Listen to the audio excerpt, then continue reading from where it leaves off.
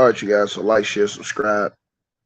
Shouts out to the Lions Den basketball community. Salute to brother A Weapons. He rap midlife music. Now I'm gonna start the video by saying I don't have proof of this. This is what I think right here is going to end up happening in this situation. So again, I don't have proof, but I think this is what's going to end up happening in this situation.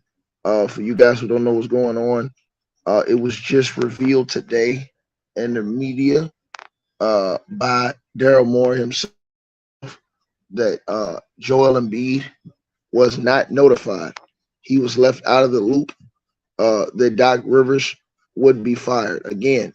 Um, According to Daryl Morey, the general manager of the Philadelphia 76ers, who for some odd reason still has a job after he forced and made the trade for James Harden to get over there.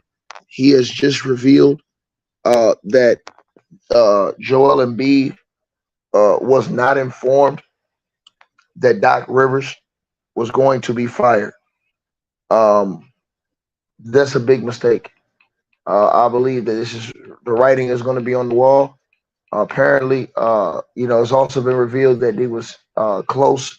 to he was close to Doc Rivers, as Doc had basically laid the team out and made him be the MVP of the NBA. And he was close to Doc, and he was not consulted, which is absolutely weird that Joel Embiid would not be consulted about Doc Rivers being fired. He was blindsided by this move, and I think that is absolutely dishonorable and disrespectful. Even though he played like absolute trash in this last series, Joel Embiid is still the face of that team as long as you got him there. But apparently, that is not how the brass of the Philadelphia 76ers are thinking. The brass of the Philadelphia 76ers apparently are willing to hand a team to James Harden, as apparently, they're going to be geared up to offer James Harden a long-term extension. Daryl Morey said today they want to keep James Harden, and so that lets you know what you need to know right there.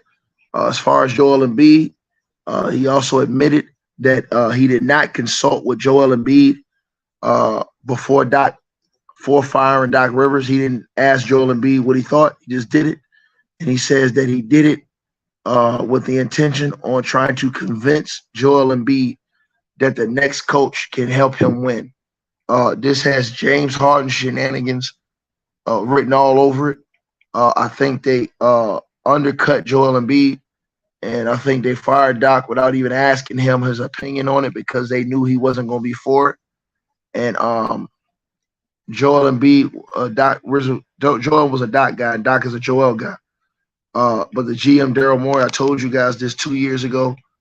This type of foolishness is going to happen, and now it's a matter of time, in my opinion, before Joel Embiid asking to be traded and move, particularly to the Miami Heat with Jimmy Butler. I think it's just a matter of time. I think that the Philadelphia 76ers have pretty much dug their own grave as far as this situation is concerned. And I just feel like it's pretty much over with for Philly. You fired a head coach. You don't even tell Joel Embiid about it. And then you go to the media today and tell the media that you didn't tell Joel Embiid you were firing Doc Rivers. He was blindsided too because you want to convince him that the new coach can help him win a championship. For me personally, that is the ultimate slap in the face to a guy like Joel Embiid. If I was Joel Embiid, my opinion should ask to be traded from that organization and just move on. It's not going to work with what you're trying to do. It's just not going to work, bro. That team with Daryl Morey and James Harden pulling strings, it's over with, bro. It's over with. So the entire process in Philly, to me, it's a wrap. It's over with. You go ahead and wrap it in plastic. It's sad that it ended that way and that it's come to this, but this is exactly what I told you guys would happen when James Harden went over there to Philly with Daryl Morey. Daryl Morey is his boy. And the bottom line is the team is James Harden's team. And I try to tell you guys this: don't matter what James Harden do, he will get a pass. He will get a pass. Doc Rivers did everything. He been to James Harden. Let him go to Vegas. Let him do all this stuff. And I'm just telling you guys what it is. You understand what I'm saying? It's over with. It's over with, bro. So the process, all that stuff, y'all like to cheerlead, it's done. You know what I'm saying? It's just over with, bro. And as I told y'all this before a while back, that this is gonna happen. I told you guys this was gonna happen. And so you know, Joel Embiid now has been blindsided. The Philadelphia 76ers have come out and admitted that they fired Doc Rivers without telling Joel Embiid because they want to convince him that the new coach can get him to the promised land. And so it's just bull jab. You do that, I mean, bro, it's over with, man.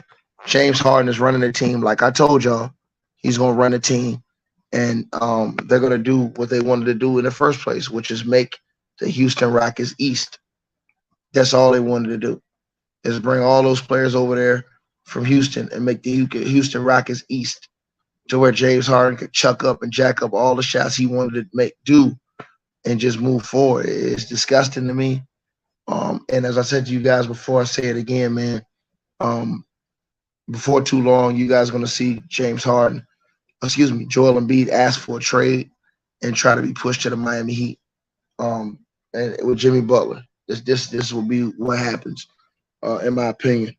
It's just a sad situation. You know, that Doc got did like this. We all understand what happened with Doc Rivers now. And as I told you guys, man, I mean, bro, I told y'all this 2 years ago this is going to happen. I told y'all, bro, that as soon as they traded for James Harden a year and a half ago, I said, bro, watch what happens, y'all. James Harden going to go over there, and they're going to end up running out Joel Embiid, bringing in Mike D'Antoni, and doing this whole Houston Rockets thing again in Philly. And now that is out, that Joel Embiid had nothing to do with Doc Rivers being fired. In fact, he was blindsided by Doc Rivers being fired, blindsided by Doc being fired. To me, that's just the most dishonorable thing Daryl Morey and those guys can do. I guarantee you he didn't blindside James Harden. This is the reason why James Harden made it clear that he would never play for Doc again. You understand? And so James Harden is running the organization. He is running the Philadelphia 76ers. You guys see it right there. Daryl Morey is his mouthpiece and his enforcer. And that's all there is to it, man. That's all there is to it, man. You understand what I'm saying? I'm just telling you guys what the deal is. You guys can feel however y'all want to feel. Think however y'all want to think. But that is the situation going on, man. And this is a crazy, crazy situation that is occurring right now in the Philadelphia 76ers organization. Joel Embiid, you know, even though he played like trash in the playoffs, I think that that's just wrong that you did that to Joel Embiid, bro. That's wrong, bro. And he just came out and admitted that they did it. Daryl Morey just came out and admitted that they undercut Joel Embiid, didn't even ask him about Doc, and didn't even tell him they were going to fire Doc. They did it because they want to convince him that the new coach they bring can help him win a championship. And this is what James Harden and Daryl Morey have done. And Daryl Morey just admitted it. Go look at the interview right now. Daryl Morey just admitted it out loud that he didn't even consult with Joel Embiid about firing Doc Rivers. Joel Embiid was extremely close to Doc Rivers and had a personal relationship. He was blindsided, is what Daryl Morey just said. And he said that it is what it is. So Daryl Morey basically just laid it down like he didn't care. Joel Embiid's going to have to be convinced by the new coach. They basically have handed James Harden the franchise. Basically have handed James Harden the franchise. And that's all there is to it. I told you guys it was going to happen. I told you guys, bro. So if I think Joel Embiid is going to be asking for a trade. I think he's out of there, man. To be honest with you guys, man, let me let you guys in here. I think he's out of here, bro. And I think it's sad because even though Joel didn't play well, he's the face of the franchise. he deserved to get a phone call and a thought on the situation, but instead they gave it to James Harden. Yeah, I heard Stephen A. talking about it yesterday about whose team is it? Is it James or what you call? We all know it's James Harden's team. And I told you guys they're gonna hire Mike D'Antoni. This was gonna happen. This is gonna happen. Massa told him a year and a half ago when he forced himself from Brooklyn. This is gonna happen. They're gonna pay this dude Mass in full for failure, bro. They're gonna pay him in full for that shit he did in the playoffs just now, Mass. Yeah, it sounds like the Sixers are going against everything that teams typically don't do, right? A player plays bad, Harden gets a new contract. He gets paid more money. That's not normal. A player fires a coach. Usually the best player is informed and his opinion isn't the end all be all, but he definitely has a say so or some type of influence on that type of action when you're firing a coach. And so to me, you said it best, man. It's a flat out slap in the face to Joel Embiid. I think he loses all trust in that franchise. I think the Daryl Morey, James Harden combo, friendship, love affair is at an all-time high. And if you're Joe Embiid, he needs to come out publicly and do what AD did, do what KD did, do what Kyrie did, and demand a trade. Period, bro. This move today and what now, granted, I didn't hear Daryl say this because I haven't looked at it yet, but I'm not doubting that he didn't say this. But after today, bro, like if you're Joe Embiid, bro, how can you walk into the arena knowing that your front office didn't consult you and they don't respect what you bring to the table? They're pretty much saying, screw you and your game. Your game ain't good enough for me to even consult with you about coaches. You know what I'm saying? Or not even that, we don't respect you from a man standpoint or just doing good business. And so he has to leave. I would want to leave. And there's teams out there who would love to get him. We can all get on we can all get on Joel about his play, his shortcomings. That's one thing. But this situation is something totally different, bro. And this is a flat out embarrassment, bro. Shame on the Sixers ownership team. Shame on Elton Brand. Shame on Daryl Morey. And shame on James Harden, bro. Shame on James Harden. You feel me? Now, I know it hasn't been reported yet, Ticket, but you can't tell me that James Harden did not go behind Joel's back. Like, this lets me know that James is smiling, high-fiving during games, but, late night phone conversations or texts or what have you, James and Daryl been plotting this shit, bro, for a while now. And that's a slap in the face to Joel. It's backstabbing because I'm sure that James knew about this. And the fact that Joel didn't, why would James Harden not, let Joel know as well? I mean, that's your running mate. Like he's Joel Embiid. And so moving forward, I'll close with this last statement. Moving forward, the basketball gods, the karma, I believe in that type of shit when it comes to sports. And so the Sixers can't do these type of business moves or dealings without paying the ultimate price. And so there's a price to be paid. They're going to pay it. And so don't worry. I mean, the Sixers got what they got coming to them. But if you're Joel Embiid, yeah, demand a trade and just start over somewhere else, man. So I agree. Go ahead, Hey man, hey man, great points, Ticket, great points. But I'm gonna go to a whole nother place with it though.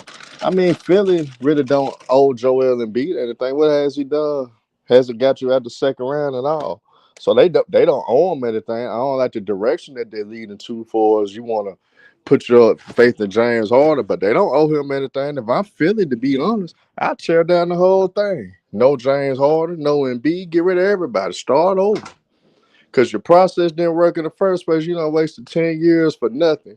And all you got is second round appearances. That's all you got, the second round appearances under your belt. So, in all honesty, I wouldn't respect Embiid either because what has he done for your franchise other than get you to the second round? That's it. That's all he done. Get you to the second round. As much as he been complaining about MVP awards and crying about this, crying about that, he ain't get you nowhere but the second round. So I wouldn't show him any respect. I wouldn't owe him anything. Why should Philly owe Embiid anything? He hasn't done nothing special. He hasn't really carried them like he was supposed to. Even with Ben Simmons, you ain't do nothing but get past the second round. You got to the second round with Ben He, Simmons, but they he's the, crucified Ben Simmons. he is the face of your franchise, and he is the MVP. And for Daryl Morey to come out and say that, nah, I didn't consult with him. He was blindsided. He's close to Doc Rivers, and I'm going to convince him to like the new coach. Right out in public. That's disgusting. Because I know good and damn well he didn't do that with James Harden. Like I Right, said, right. James Harden came out. James Harden came out right after the game, and they put out the report that he never played for Doc again. You think you didn't tell Daryl Morey that? You think him and Daryl Yeah, Morey? he Remember, I been told you they told wanted to that. do this last year. No, I'm telling you, they Yeah, wanted to do this last year. they wanted to So do it since he went there. maybe Doc was telling Joel Embiid this stuff behind the scenes, what was going on, because Doc already knew last year what James was trying to do. And they talking about James was he didn't like how Doc was using him and stuff like this. Like, what do you mean? Like, he didn't like how he was used and stuff, man. I can see this all over the wall. They're gonna bring Mike D'Antoni back, let him jack up all these shots. Joel Embiid gonna get mad. Demand a trade is over with, bro. It's over. And also, too, Herman, I mean, like, if you're a free agent, a star player, if the Sixers aren't communicating with your best player, the quote unquote MVP, about changes that directly affect the team, why would a star player go there for that? I mean, it's just bad business, right? Listen, I mean, I agree. I agree, man. I don't think they owe Joel Embiid anything, but what they do owe him is that. Because listen, there's one thing that businesses do, and it's just called good business. And so if they mistreat Joel and Daryl says, like it or not, fair or unfair, you must like the new coach, then that's not good business. So when Joel becomes a free agent, or he leaves or demands a trade, like, what makes you think that another star player will come there and respect how you do business? Like, these things make a difference. Players talk, GMs talk, and so it's a brotherhood. So, I mean, these teams, I mean, have to pay the price for doing bad business. But I do agree, though. I mean, Joel's play hasn't always, warranted, whatever you want to call it. But we've seen other star players not get it done, and they're still consulted in moves. You know what I'm saying? And so he's MVP, Somebody man. said, why would they trade Embiid? Embiid, first of all, was a big Doc Rivers supporter, and you fired Doc Rivers out informing Joel Embiid, or even asking him, and you went out to the media and told the media that you did it, and you told the media that you didn't even consult with him, and that you wasn't worried about it, and that he was blindsided, and that you'll convince him to like the new coach. If you're Joel Embiid, and they didn't even ask you about this coach before they made a decision, you're supposed to be the face of the franchise. Throw him out.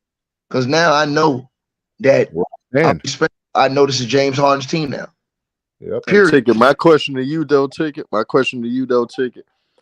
I know you're saying his destination would be preferably Miami, but how would Miami make that work other than a 3 or 14 deal? They could. Bam, Tyler Hero, draft picks, right there. You think Daryl Moore would just take that, though? Yes, because Mike D'Antoni, Tyler Hero's a 3-point shooter. Mike D'Antoni would love that shit. Bam is a rebounder and a runner. He would like that shit.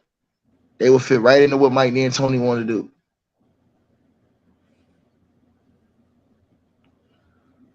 Bro, that's what Mike D'Antoni want to do. Look at his history, bro. Yeah. Yeah. If I'm Miami, I don't pull that trigger. I wouldn't do that deal. I would, but they're going to. I wouldn't either, though. Hold on, they're going to, because Embiid is still an MVP, and Jimmy Butler will push him to do it. Jimmy Butler is so good friends with Embiid, he would do it in a minute. He'd push. But I mean, was it just a couple of years ago that Jimmy Butler wanted James Harden? Nothing didn't get done. He didn't want James Harden. He didn't want James Harden. He wanted Joel Embiid. Yeah, I saw Jimmy Butler with Joel Embiid years ago. He wanted Joel. Him and Joel Embiid are great friends. If you look it up, him and Joel Embiid, they're the best of friends. Even when you see them play each other, they're the best of friends. They were the two friends out of the whole situation in Philly. He wanted them to take him over Tobias Harris. Okay, so and listen to Embiid. Remember that. So yeah, man. As I said before, man. Philly does that in a heartbeat. So you think that? So you think Tyler Hero and Bam and a pick, and a first round pick? Yeah. No, I got the money works. That's my question for you, man. The style for Mike D'Antoni works. Mike D'Antoni wants 3-point shooters. He get up down the court. He'll love a guy like Tyler Hero because Do you Hero's think on Joel put him Embiid up. is? Do you think what Joel brings to the table is equal or not better to what Bam and Harold gives you? Yeah, because Bam is inconsistent. Tyler No. Hero's always hurt. Well, he's Yeah. hurt sometimes. Joel's And always hurt, man. Embiid, right. Come on, right. So you're getting a fair trade off, basically. Miami, please don't do that, deal. Please don't do that. Yeah, but Miami, the reason why I'm saying Miami would do the deal, the reason why I'm saying they would do the deal is because Jimmy will push it too. Jimmy been wanting to play with Joel Embiid again. If you look it up, just look up the history of those two. They've been wanting to play with each other again. Oh yeah, they're real good friends. Yeah, they're like best of friends. Okay, that's cool. Yeah, they've been there. Remember, he fought for him. He wanted. He never wanted them to get rid of him in Philly. He was upset about that they did that, and he's always made that known. Joel Embiid, that he was upset they got rid of Jimmy. They did that against his will. For what Tyler does and for what Bam does defensively on those pick and rolls and this little small shit, I'm not doing it, bro. Sorry. Oh, I'm with you, man. No. Listen, man. I understand what you're saying. Okay. I'm telling you though, if you're Pat Riley, you're looking at he's the best player out of all three of those guys. I'm taking the best player. If I can get a big man that's an MVP like that, yeah, I feel like I can do something with him in our program. See, he feels like he can make adjustments to Joel Embiid that other places couldn't. And then, like I said, if you're Joel Embiid, I guarantee you Joel Embiid demand a trade. I guarantee you demand a trade. Because now, listen, he just came out just now, Daryl Morey, and he just came out and said he ain't consult with Joel Embiid, and that Joel Embiid is blindsided by this. Doc is a good friend of his; they were very close, and that he's going to try to convince Joel Embiid now to roll with the new coach, that the new coach can help them win a championship. Hey, Ted. What up, dog?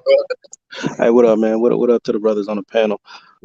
First of all, I think this is kind of a slimy way of trying to get Joel Embiid out of the 76ers, if you ask me.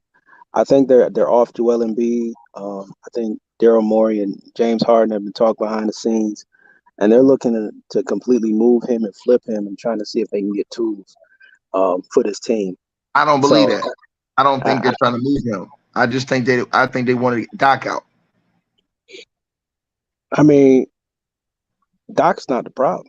The problem is not him. We know that. But this ain't about them wanting to get rid of him. If they want to get rid of him, they came out and said we're trying to move him. They're not trying to move him.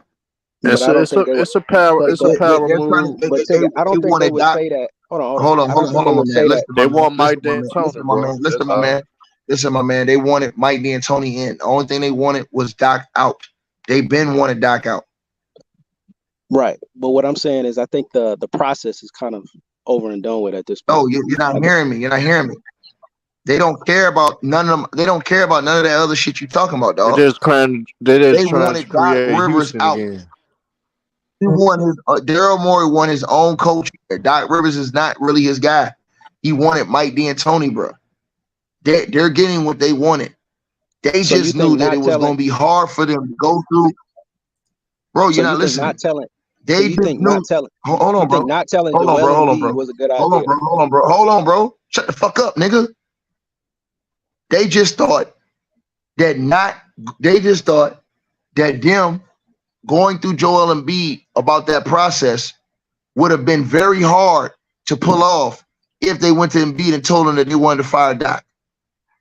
Which is why Daryl Morey just came out and stated that he did it without consulting with Embiid, and that Embiid was shocked, and it was a slap. It was basically a shock to him that they fired Doc Rivers.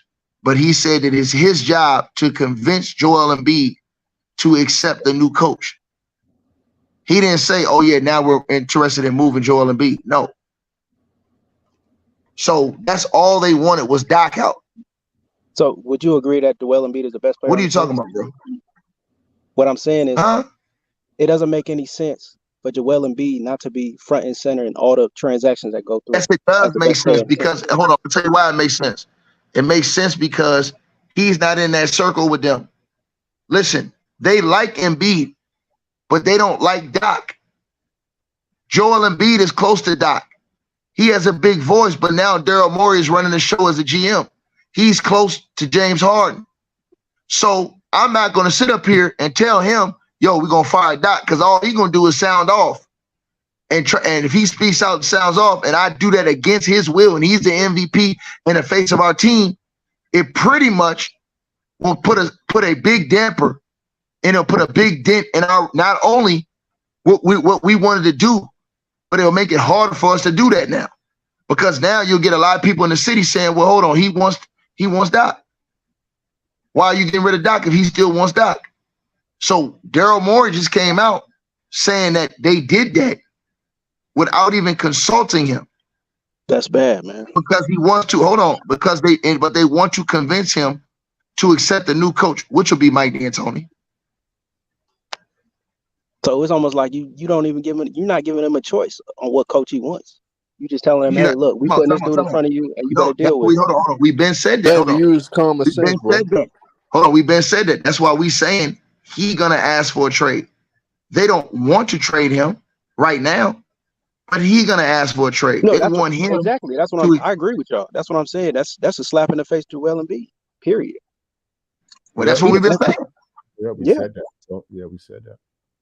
I was trying to cover that, but I was told to shut the fuck up. So yeah, no. Because you said they want to get rid of him. I feel like that. I feel like you don't do that to the best player on your team. You don't put him in that position. Hey man, that's what I feel like. Guess what? It happens like that when you're Daryl Morey and when you're better friends with James Harden. That's fucked up, man. We all know that. You ain't telling us nothing new.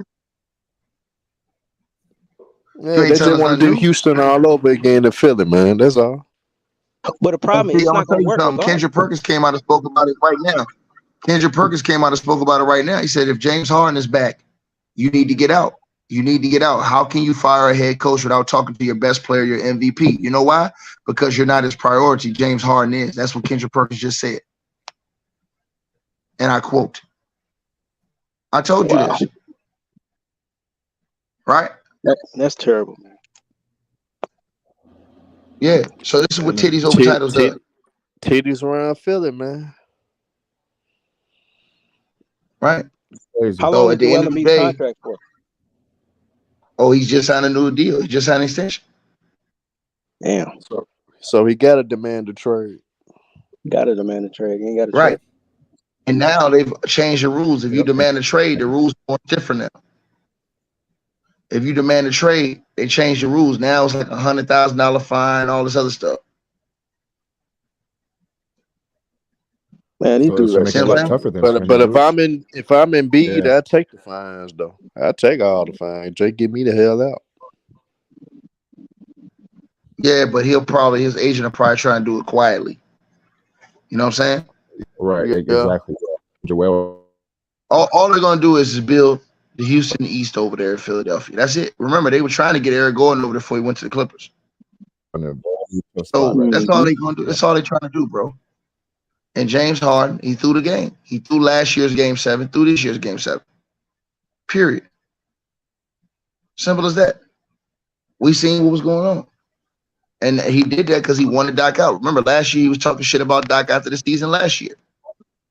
Now you're talking shit about Doc after the season this year. You would never play for him again. Well, what if Joel Embiid says, well, I will play for him? But now you got a problem. Yep.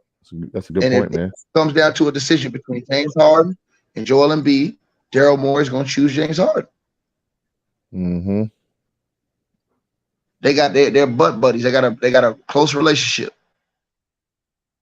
So at the end of the day, I told these clowns when he came over there, this is exactly what was going to happen, man.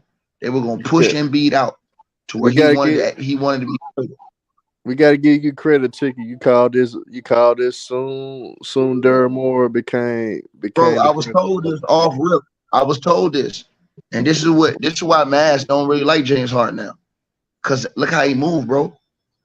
Kobe fucked the nigga mind up and told the nigga can't win. Now his mind fucked up. He don't know who he want to be. He wasn't mentally tough enough to accept that. See what I'm saying? Well, which is Well, I why he don't was like still James. talking about that after he dropped that big game. Like, oh well, see here, some people want me to play like this and play like nigga. Shut up and play basketball, nigga.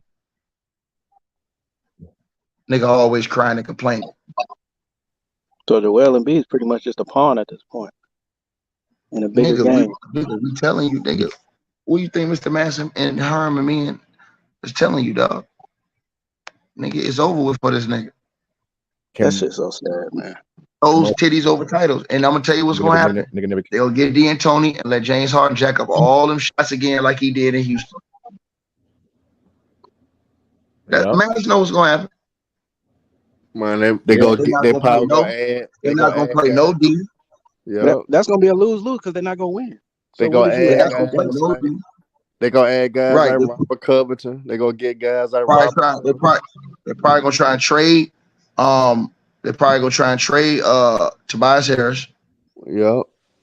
Y'all gonna see, man. They gonna get guys like Jay Crowder over there. Probably they probably gonna do stuff like that, man. Yeah, that shit is disgusting. I mean, it's not surprising though. Common sense would tell you that though. Daryl Morey came from Houston. He loved James Harden. That's his ride or die right there. Man, it's not a surprise. Daryl Morey said he was forever indebted to James Harden because James Harden put him on the map in Houston. Am I not mistaken, Maz? Yeah, man, still on. Yeah, he there. He probably eating a sour cheesesteak. Yeah, that's what he said, though. That's what he said. I mean, nah, fucking cheesesteak, nigga. This shit crazy. But no, tickets right though. Right. You know what I'm saying? James Harden did do a lot for the Rockets. He never won anything. But it put the Rockets back on the map from 14 to like 18, 19. So like that 7-year gap there, like Daryl Morey, you know what I'm saying? But I guess at this age, is James Harden gonna be able to put the Sixers on the map? I don't think so. But the thing James Harden likes to do, he likes to do what he wants. Right. Now James Harden can throw up 30 shots with no consequences. And we got guys killing Doc, and this nigga out here throwing games. Yeah, that's fucked up though. I ain't gonna lie. I'm telling you, I know James Harden through the game. I know James Harden through the game. Those last 3 games, I believe. If they went to the East Finals, bro, ain't no way they could fire Doc like that. And James Harden knew that. That's right. Florida boy, what's up, man? Yeah, what's good, Ticket? What you got? Hey, salute to the channel, on the panel. Hey, Hello, Ticket. Hello. Hey, Ticket, you right, man. Miami got to get that boy Embiid, man. Trade Bam away. Yeah. I mean, I respect Miami. Matt said he don't like the trade. But I'm away from Miami. We need a beat. Yeah. You always go get the best player, man. Cause if we don't get a beat, we can't waste Butler on years. Cause Butler need help. I'm beating. Right. But Bam ain't like that. Right. If B comes to Miami, B don't get right. Pat Riley had a boy. He don't get right. Hey, my nigga, you Haitian nigga? Yeah. Talk about say, nigga. La Boule. What's popping? No, you already know what it is, nigga. Yeah, we gotta get a B, man. Yeah, that shit crazy, man. I can say we get a B. Philly he gonna get like at least a ring or 2 from out of Butler. We get a B. Mm-hmm. Cause we gonna win it. We gonna get the East. We ain't feeling nobody. No, that's not gonna happen. You still got Boston in the East. We ain't feeling Boston. They ain't nobody for us. That ain't gonna happen. You got Boston in the East. Sorry about that, sir. We ain't worrying about Boston. Ain't nobody. We ain't worried about them. Stop it, bro. We ain't worried about Boston. I'm about to drop y'all off this Nah. series. Calm it down. We got Butler. Butler that dude, man. Tell it, they ain't ready for that. He's that dude, but there's only one of him. You got 2 on the Boston Celtics. You can't deny the Heat success. You can't deny that. Yeah, they're a good team. with one person, we hit like how many times? Max will get Embiid. It's over. It's a wrap. Ticket know what's up. Yeah, I would be formidable, but Yo, my nigga T Price, man, what you got on all this old head podcast, man? I go subscribe to his channel, Good, man. Like Tiki. 20 subscribers away from 1,000. Go subscribe to his What's channel. good, What homie? you got on this, brother? Hey, man, it's all good, man. Just getting off hard days of work, man. I'm not surprised. I remember when you first broke the news a year and a half ago when he got traded over there and everything. So we just been watching everything be happening and everything like that. So to Joel Embiid, he might as well get that out of town because you already know they in the San Antonio. You know, they totally don't like big guys like Joel Embiid. So you might as well ask request for a trade, regardless of. I understand they got new rules and everything like that, like you opt out of contracts and stuff like that, early and stuff like that. But still, it is what it is. That's all I got, brother. Uh-huh. Hey, Max, why y'all agree with Florida boy with what he was saying? Why y'all disagree with him? Because I'm not. Listen, I mean, he talking about if they get Joe and Embiid, that's 1 or 2 championships. Man, that's just nonsense, man. That's pure delusion, bro. Man, how you gonna How believe that? delusional. You give up How you Bam, gonna believe that when the nigga never been out the second round, man? right? If you give up Bam, if you Ain't- give up Bam, hold Cause on, bro. with By the way, Butler, bro, we hold got on, to bro. the finals with Bam. Hey, bro, guess what, man? And I saw Embiid is Butler. better than I saw Bam. Butler with Joel, Ben Simmons, JJ Redick with a much better team in Philly already, bro. And guys This asked in walked down Philly. by This Kawhi Leonard Miami. with a Pat broken Riley, knee. like, dude. Stop it, man. exactly. They lost to Toronto, so don't sit Right, up there talking like about, man. Embiid gonna make a damn difference for It Right. Miami. ain't He gonna gonna work. make a difference because He's gonna get his ass No, kicked the hell again, he bro. ain't. All he gonna do is get hurt. He's gonna, he you ain't know get how hurt Tyler against Hero, Philly. you know how Tyler Hero ass get hurt every I believe in playoffs. Pat Riley. Same thing gonna happen to Joel Embiid. Same damn thing. Exactly. He gonna have I he believe gonna have in Pat another Riley. knee injury. He gonna have to wear a blindfold and every goddamn thing because Most something gonna Pat happen overrated to Riley him when the go. MVP in playoffs NFL and come. NBA history. Pat He Riley gonna let go. He gonna make he something gonna work. let Jimmy Butler down too because he gonna be hurt too. So it don't matter. Who Nah. cares? They ain't gonna get past. Hey, Miami been going to conference finals and shit without them. When they get Embiid, they gonna lose in the second round because that's what Embiid Okay, does. my That's a question second round ass nigga. is Bam better than Embiid? It don't matter. Bam made Nah, it just further That's a than dumb Embiid. question. That's a dumb question, bro. That's not the measuring stick, bro. Are they a better team without Tyler and Bam? Just bringing in Joe Embiid? Absolutely not, bro. What are you talking about, man? Absolutely. Okay, Absolutely you not. move Tyler. So what about Duncan Robinson contract? Pat Riley gonna move him? Nobody don't want that contract. Man, Nobody Hey, wants Pat that Riley gonna make damn something work. contract. I'm keeping Bam and Tyler, bro. Keep Joe Embiid away from Miami, bro. Period. Fact. Nah, y'all just don't know. Y'all ain't from Miami. Send his ass to the Knicks or That something. ain't got nothing to do with it. Send I Embiid believe in ass to the Pat Knicks Riley. or Pat Riley something. gonna make something Are work. you Haitian? Send his ass to the New York Knicks or something, man. That's what Philly can do. Send his ass to the New York Knicks. That's what you do. Would y'all take Towns over Embiid? No, I'd choose Embiid over Towns. How you do that? Okay. But yeah, send Embiid ass to the New York Knicks or something. They ain't had a superstar there in a long time. But then he's the modern day version of Patrick Ewing. Always choke when it comes down to it. So hell, he fit right with the Knicks. Another choking motherfucker center that they'll have in their franchise. It might be the But best B one they coming to ever had. Miami though, man. Pat Riley gonna make that work. Make what work? He ain't the coach. Pat Riley on B come to Miami. Just know that. He ain't the coach. He the GM. Just remember this video. He'll be good in He Miami. called it. Y'all Nah, ass go get your ass whooped in the second round. You get Joel Nah, Embiid. ain't no second round exit. We talking about Miami. This ain't Philly. It be Jimmy Butler. Jimmy Butler lost with his ass in the second round of Philly. Right, bro. Before, so. We've already seen Jimmy Butler with Joe Embiid, bro. What a better roster. And he got his ass kicked by a fucking hurt Kawhi Leonard, man. What are you talking about, bro? Stop it. Facts. This shit stop crazy. Like You I Haitian, said, bro? send Embiid to the New York Knicks. Send his ass to the New York Knicks where mediocrity is at. He'll fit right in with the Knicks. Right. Some fucking So Joe Miles, Embiid. let me ask you a question, Miles. Cause I listened to the podcast every day. So if we don't get Embiid, Uh-huh. who can what should it do? What's the Miami do to improve their roster? Well, I mean, I think they need to give Jimmy some help on the perimeter from a scoring standpoint, and they need a backup eight. They need a real backup big to help Bam, compete with these big lineups. But So just how will he make that happen?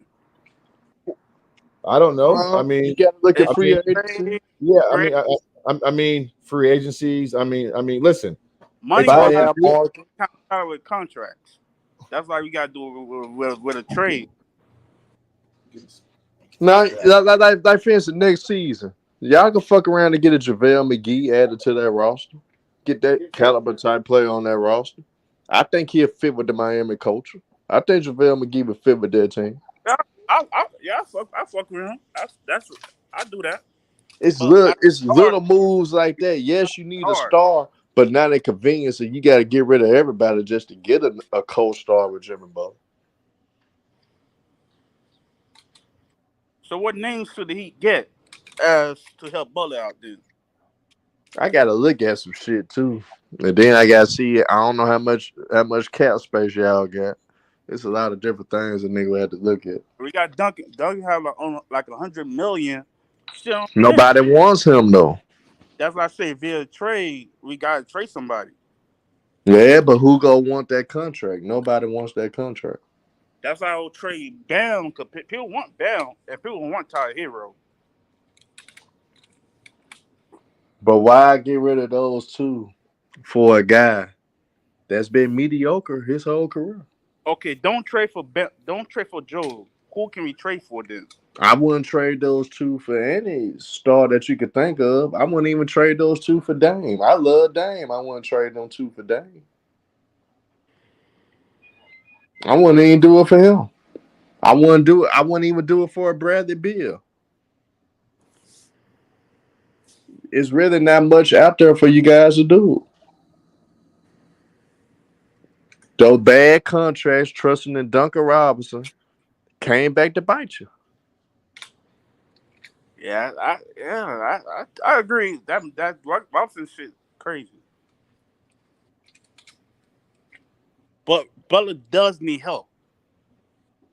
Yeah, but the Kyle Lowry contract and the Duncan Robinson Carl Lowry contract, it I don't know fucks why you got. y'all.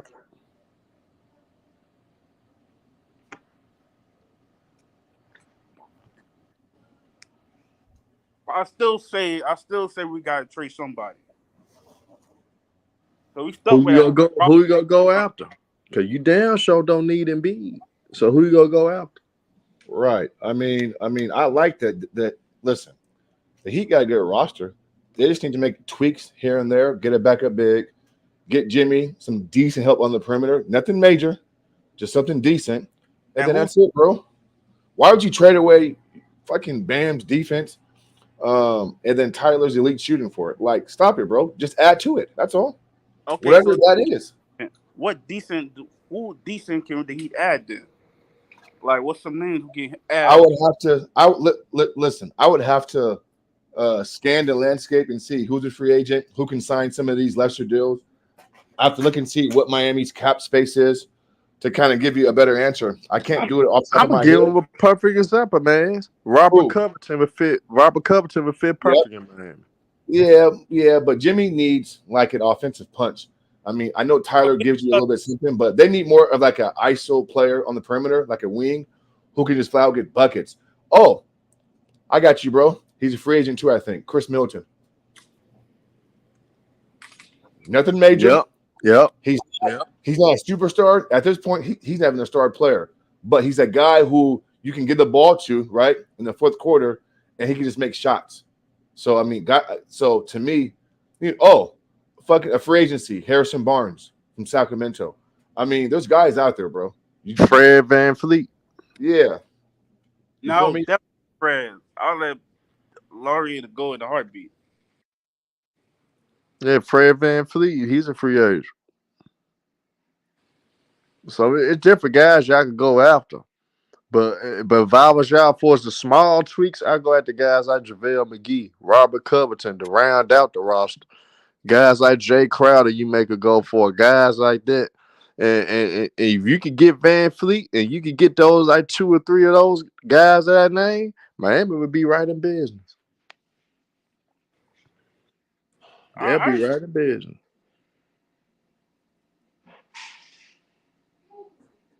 want to trade Tyler Hero though. I'll trade Dunk.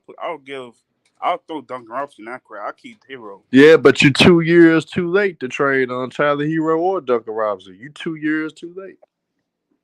No, I'll keep Hero. Y'all should have traded both of them motherfuckers after the bubble. No, Yeah, at this point, I keep Tyler, and also too, bro. Like, what is it about Joe Embiid that makes you so in love with that dude, bro? we just need Butler. Just need help. We got. I don't want Butler to just walk from nowhere, just walk away. We could be Butler that dude right now for the Heat. He got a culture right now. Everybody got a boy jersey. Yeah, but you are what you are in this world, man. It don't matter what culture you jump into. If you're a choker, you're a choker. So that's not really going to make a difference. Because like they said, man, you had Jimmy Butler when they played in the 76ers, and they still got dropped off in the second round by an injured Kawhi Leonard. So, I mean, that's not going to work, man. Right. We were already seeing Jimmy paired with Joel, and that Philly team had shooting, elite offensive scoring, talent, all that. Everything, bro, and got walked down by a dude limping on one knee. Stop it, man. Like, bro, the 12 experience is over, bro. I mean, like, facts, man. What's going on with these guys, man? I don't know, man. I don't know. Okay, if Embiid don't go to Miami, where should Embiid go to then? Anywhere but Miami. I tell you that much. So what place does he land to then? Shit, I don't really care. He's not really. He's an overrated MVP to me anyway. So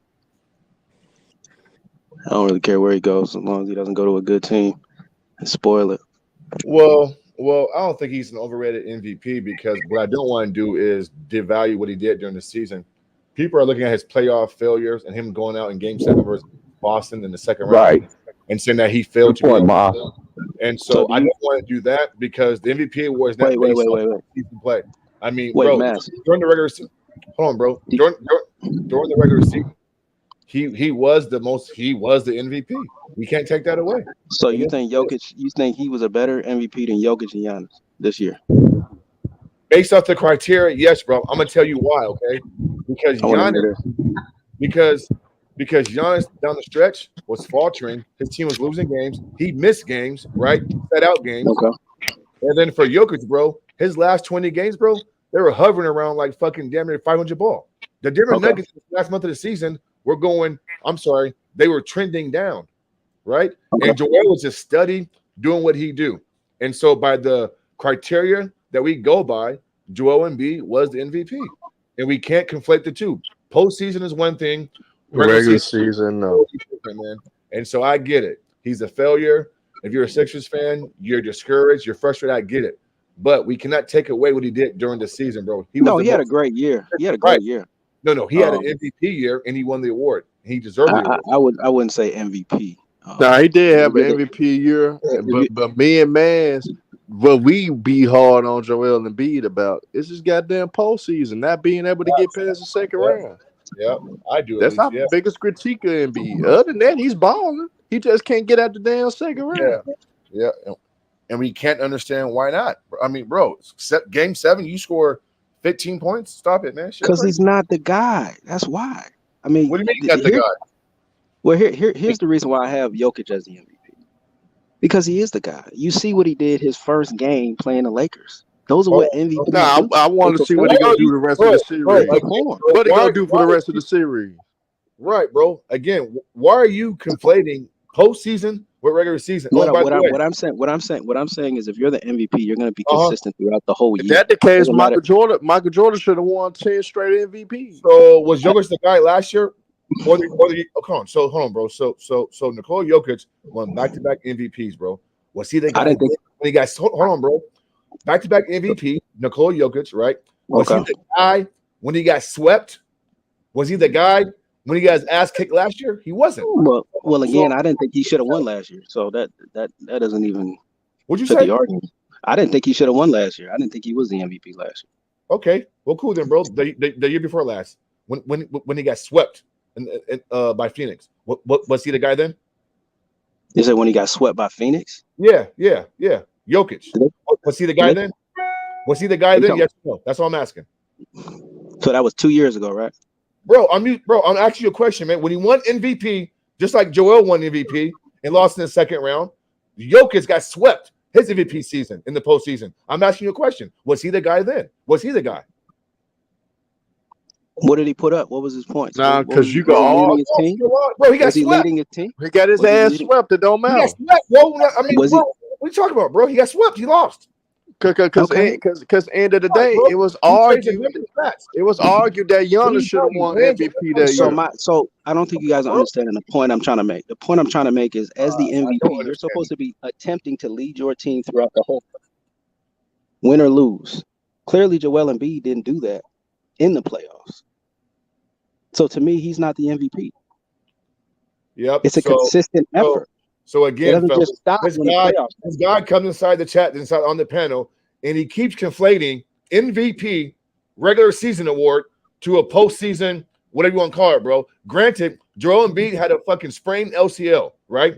Jokic Now we're wasn't making hurt. excuses. He was, bro. Hold on, bro. Now we're Jokic was making not hurt. He was healthy and got swept. Joel didn't get swept, and he's injured, arguably still, or hurting. And he went 7 games with the And he won 7 defending games, bro. What are Eastern you talking Conference about, man? champs. And then your comeback is what numbers you put up. So you can No, sweep what I'm me, saying is it's a you sweep me, consistent effort. but Do then you you think he thought put you might. effort? Do you think? What are you talking about, Do you bro? think he put forth? Did you think he put forth effort in Game 7 when he's getting guarded by Marcus Smart? No, he just played poorly. He just Bro, he that just game a choker. He played poorly. You're supposed to He dominate just a a choker. player. Hold He on. just a Hey, choker. hold on. I got him. This is easy. I don't understand why y'all going back and forth with this guy. Honestly, he don't get it. That's why MVP award is a regular season award. That's number one. That's the only factor that matters. Now, what he gets after that, right? you can just say whatever. That's why we be getting on Joel Embiid because he cannot. He's too talented, everything like that, to not get past the second round. Period. If you So one let of me the ask you top this question. 10, man, you can't ask me no question, bro. So Because let me your ask you this questions to question. me, So, man. All right, let me go. No, like, I entertain it. Go ahead, bro. Go ahead. I mean, can we have a conversation? Are you too good to have a conversation? I put myself on mute, bro. Go ahead. Oh, my fault. So Joel Embiid, you said he was the MVP. Were the 76ers the best team in the regular season? No, but that's not the criteria. I mean, what? No, that's not the So how do we criteria. measure? Thank So you, how do Maz. we measure? Thank Wait. you. How do we Was measure Denver the best what team makes an last year MVP? or the year before? Can y'all answer the question? Bro, And then don't ask you no dumb answer. question, bro, because you easy to rebut, man. Last year, Jokic How was is that the a dumb 6th seed. question? Because last year Denver was a 6th seed and Jokic won the award. What's your point, man? What is your And point? Listen, then I I was told just about to you, say. I was and just about to go hold there. on. Thank you, And then Maz. again, I was just about to go there. I didn't think that Jokic should have won the MVP last year. So what are you talking about? Okay, cool then. So like the last 7, 8 MVPs, bro, they've all been the number 1 seed in their conference. No, The last what?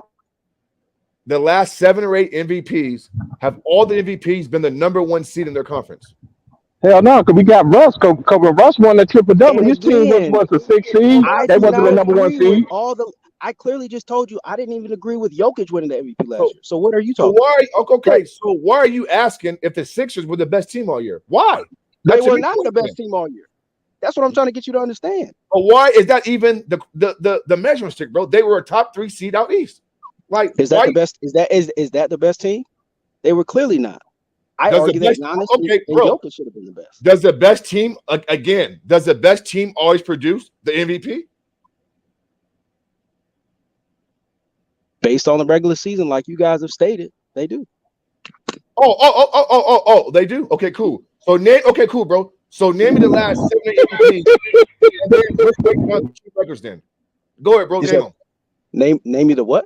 Name me the last 7 or 8 regular season MVPs and tell me what their team record was in their conference.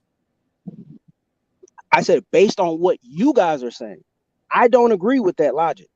Based on what you guys are saying, Bro, the you're MVP. confusing me, bro. Like You're confusing yourself. I no, made bro, it very you're clear. confusing. I do not think Joel Embiid should have been the MVP this year. That's simple. Why, Based on his body of work. why not? Okay, cool. Why not? Because he was not the best player, and he did not have the best record, nor did he his team. Why are you, bro? Why are you bringing up the best record for it when I just debunked that? You didn't debunk anything. All you said was, Yes, I did. Okay, how did hold on, Trouble. bro. Hold on, T Price. So Go ahead, man. I'm listening. So Joel Embiid led the league in scoring, top 5 in the rebounding, right? Or my bad, top 5 or 6 in rebounding. Shot a high field goal percentage. He didn't load manage. His team had a top 3 or 4 seed out east, right?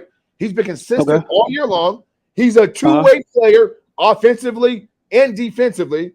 While Jokic, individual hold on, stats, bro. which is great. Hold on, bro. While Jokic, at the end of the season, his team was going south. They were trending down, and they're still the best record in the. They're still the best record in the West. Hold on, bro. Hold on. And then Giannis missed a lot of games. And then even if you look at the best record in the East. Even if you look at the head-to-head matchups between Embiid and Joker and all these guys, bro, Embiid murder these dudes on some occasions. Embiid also, bro, I'm not done yet, bro. So again, why are you bringing up record-wise when a team having the best record is not the measuring stick for MVP? Why is that? Why is that your argument? Because that is the standard. That's just how the NBA grades these guys. How good is your cool then, bro. Again, all right, I gotta ask you a question. You say it's a standard. Okay, so you say it's a standard. I'm trying to understand. You say it's a standard. So what year was the standard you're talking about? Right. Having the MVP and the best record. Yeah. That part. Yeah. What year was this?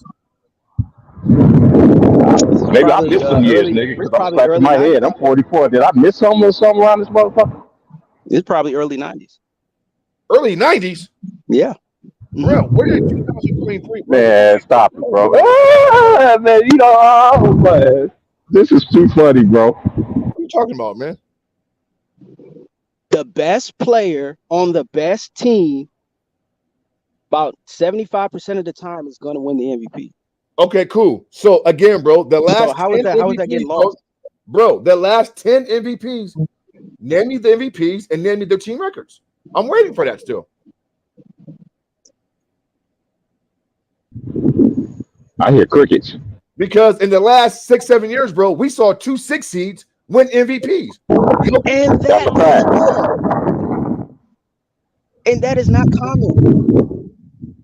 But they don't been change the rules, sir, is what we're trying to say. I understand what you're saying, but what you're saying, that is not a standard. Hold on. What you say, I understand what you're coming from. But let's just keep it a buck here. They don't keep that same standard no more. They've been eliminated that. Now it comes to narratives and all this other stuff. It's like my boy Mazda said. There's 2. You said the last 7 years. Who's the last 7 MVPs? I know on the top of my head. Can you? Go ahead. I'm waiting. It was 18 the number 1 seed. Jokic, Giannis, Giannis again. Before that was what? LeBron James. No, it wasn't LeBron James. You lying again? LeBron ain't won an MVP award since Miami, right? What are you talking about, man? What's this guy talking about? He ain't won one since Miami, bro. If I'm mistaken. You said, wait, 7? What? Then I just gave you all of them. Then I just said, I said Jokic twice. I said Jokic twice. I said Giannis, Embiid. That's almost 5 years right there. What are you talking about? Okay, so you forget about Russ, don't you? And we asked for fucking 7 or 8 years. Russ, right? James I was giving you longer than that. You forget about Steph Curry. Knowledge, I can give you longer than that. This man said LeBron James, and LeBron James ain't won since 2012. 10 years. This shit crazy. What are you talking about, man? Well, clearly, I was giving you I clearly gave you already 7.5 years. Clearly. I was just going deep. I can keep going as long as I need to. The point is, you don't know what the hell you're talking about. The point is. I'm gonna mute my mic and listen now. Go ahead, man. The point is, we disagree with the MVP and what an MVP should do the whole year long. You guys are looking at it as a regular season award. It is I a regular believe if season award. So I I'm It understand always that. has been, sir. It always has been a regular season I'm award, sir, I since the beginning of give you a time. stat So what are line, you bro. talking about? Hold on, Chief. I've been giving him a history oh, lesson. I'm gonna give you a stat line for I don't need a history 1988. lesson. I'm Now well aware of what an I'm gonna MVP give is. you a stat line for 1988, and I'm gonna tell you something. I want you to give me some insight on this player right here. Averaged 35.5 points a game. Averaged 8.5. I don't know what you're talking about, Herb. You might want to fix your mic, man. It looks like you're going through some signal tunnels or whatever. But the point I'm trying to make is this: you guys can't give Joel Embiid all this smoke when he doesn't handle his business in the playoffs. If you guys claim that he deserves to have the MVP, I don't want to hear it. Hey, this is one thing I can't do. It's just like how Steve Nash, when he took Go ahead, two hear it. MVP. Hold on, sir. Let me finish, sir.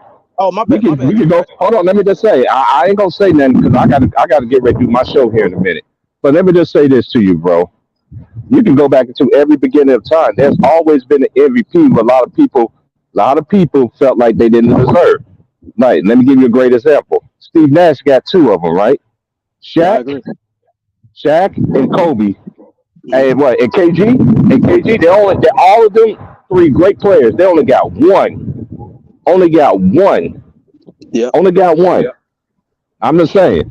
Now everybody deserves to be the MVP, but I'm not gonna take it away from him. That was a regular season. That's why they came out with this new playoff award. So you're gonna see who they're gonna crown at the end as that playoff, whatever in the East or whatever shit like that they want to So come up with. You know they always change the shit every fucking year right. in the NBA. So So T Price, let me ask you this. So hmm if you got an MVP here and he's killing, and all of a sudden he lays an egg in the playoffs, yeah, is that going to change? Is that going to change your mindset or your vision of that player moving forward? it will just let me know it's like this because we know a lot of great players after perform in the regular season and it comes to the playoffs they couldn't get out the first round. Some couldn't get out the second round. See, back then it was even harder. Back then in the '80s and '90s and shit like that. Even let me just tell y'all something too about the early 2000s though too. Don't y'all know that you have to have 50 wins, 50 wins in the West just to make it to the playoffs? 50 wins. You had to have 50 wins. And there was some seasons that a team that did have 50 wins didn't even make the playoffs. Hey, T Price, can I ask my question real quick? Hey, go ahead, bro. You good? Hey, bro. So if you think Joel wasn't the MVP this year, who do you think should be MVP this year? I just told you, man. Were you listening? No, I I'm told you, asking Jokic. again. Who? Oh, Jokic. Okay. Because I'm asking because some people thought that it should have been Giannis, and so if you would have said Giannis, I would have said, well, he lost to a 10 seed playing team. No, And I so didn't. I didn't even bring up that's Giannis. why I just want to make sure that we're consistent and that you know what I'm saying. But again, though, bro, I mean, Mass, I'm going to be very consistent. You don't a have to worry person about can okay, yeah, that's cool, bro. But listen though, a dude can win MVP during the regular season and win it the right way and earn it and deserve it and wet the bed in the postseason and test it that way. But that MVP in the regular season has nothing to do with what happened in the postseason, bro. Period. it. So I guess my question. So that I agree with you in that Okay. it's a regular season award, Okay. and I understand that. But I guess what I'm trying to say is when you wet the bait and you're so-called this MVP, Okay. Mass personally, doesn't that ruin that image of that player that you had initially? Okay. So question then, bro. So cool then. I got you, bro. So last year then, who do you think should win it last Last year, year? so Jokic won it last year. Yeah. I Yeah. personally thought, call me crazy, Yeah. Go ahead, bro. but I personally thought because the Phoenix Suns had the best record last year, they were playing outstanding out of their minds. Uh-huh. I Go ahead. personally thought Chris Paul or Devin Booker could have shared that time. Okay. Okay. Cool. Got you, bro. So you mean to tell me that Game 7 between the Sixers this year and Boston, that the Phoenix Suns in Game 7 in the second round, the same round, Mm-hmm. who had Game 7 at home and lost by damn near 50 points? Yeah, absolutely. Okay, absolutely, and they absolutely that changed your mind. That changed your mind, right? Absolutely. After that happened, I looked at Devin Booker totally different. I couldn't look at him Chris Paul. as the same player. No, bro. Hold on. You said MVP was Chris Paul, right? Or Devin? Which one you said? I would say more or less Chris Paul because cool. Devin Booker wasn't. Chris Paul went to bed in Game 6 and 7 and completely melt down in Game 7. But so, what are you saying? I mean, it's very clear. It's very clear what I'm saying. What I'm saying every MVP wins a championship and has to rise. That's not what I'm saying. Then what are you saying, then, bro? What I'm saying is an MVP. I expect those same numbers that I was getting the whole entire year not to drop off in the playoffs. If you're this so-called guy, now the prime example. Okay. Right? He wet the bed. What did he have? 19 points. He was awful. I believe he had 15 points. I'm sorry, less than 15 points. That's half your average. But Chris and Devin Booker dropped off. Their drop exactly, and they completely wet the bed. So I don't even look at them in that light. That's what I'm saying. Okay, so cool. That conversation's over with. Okay, cool. So if a player drops off that bad, or just has a bad series after winning MVP, then what? So then you go back and just say, oh, he shouldn't have won it. So and so should have won it because again, bro, name me the last MVP who actually won the championship. Well, Mass, we've already agreed. We've already concluded that it's a regular season award. So, regardless of what they do in the playoffs. Well, we told you that. I mean, at first you were trying to debate that. I had to tell you that because at first you tried to incorporate that award. What I'm saying is season play. So stop it. No. I knew that already, but I personally still think that Joel Embiid is not the MVP. Okay, cool. Okay, what's your name, bro? What was that? I said, what's your name? Oh, David. Okay, David, bro. So since Chris Paul and Devin Booker last year went to bed, and now your mind's changed and said they should have been MVP. So then, after knowing that, then last year, who should have been your MVP then? Who should have been MVP last year? Name them. Because remember, bro, it can't be Chris Paul because remember because Game 7 he fucking went to bed. So if that's the case, then last year. If you ask me the most consistent individual, I'm just asking you, bro. Yeah, consistently. Man, go ahead, man. I would probably have to say I don't actually disagree with the Jokic theory. But Jokic last year in the postseason melted down and got his ass kicked in 5 games. No, he didn't. He didn't melt down. Yeah, yes, he did, bro. If you look at his numbers, he's never been a defense. Bro, I'm not no box score watcher, bro. Dude, I don't praise empty stats, man. Jokic played no defense last year. He never played. He's not known for playing. He played more defense last night than he did in the whole playoff last year.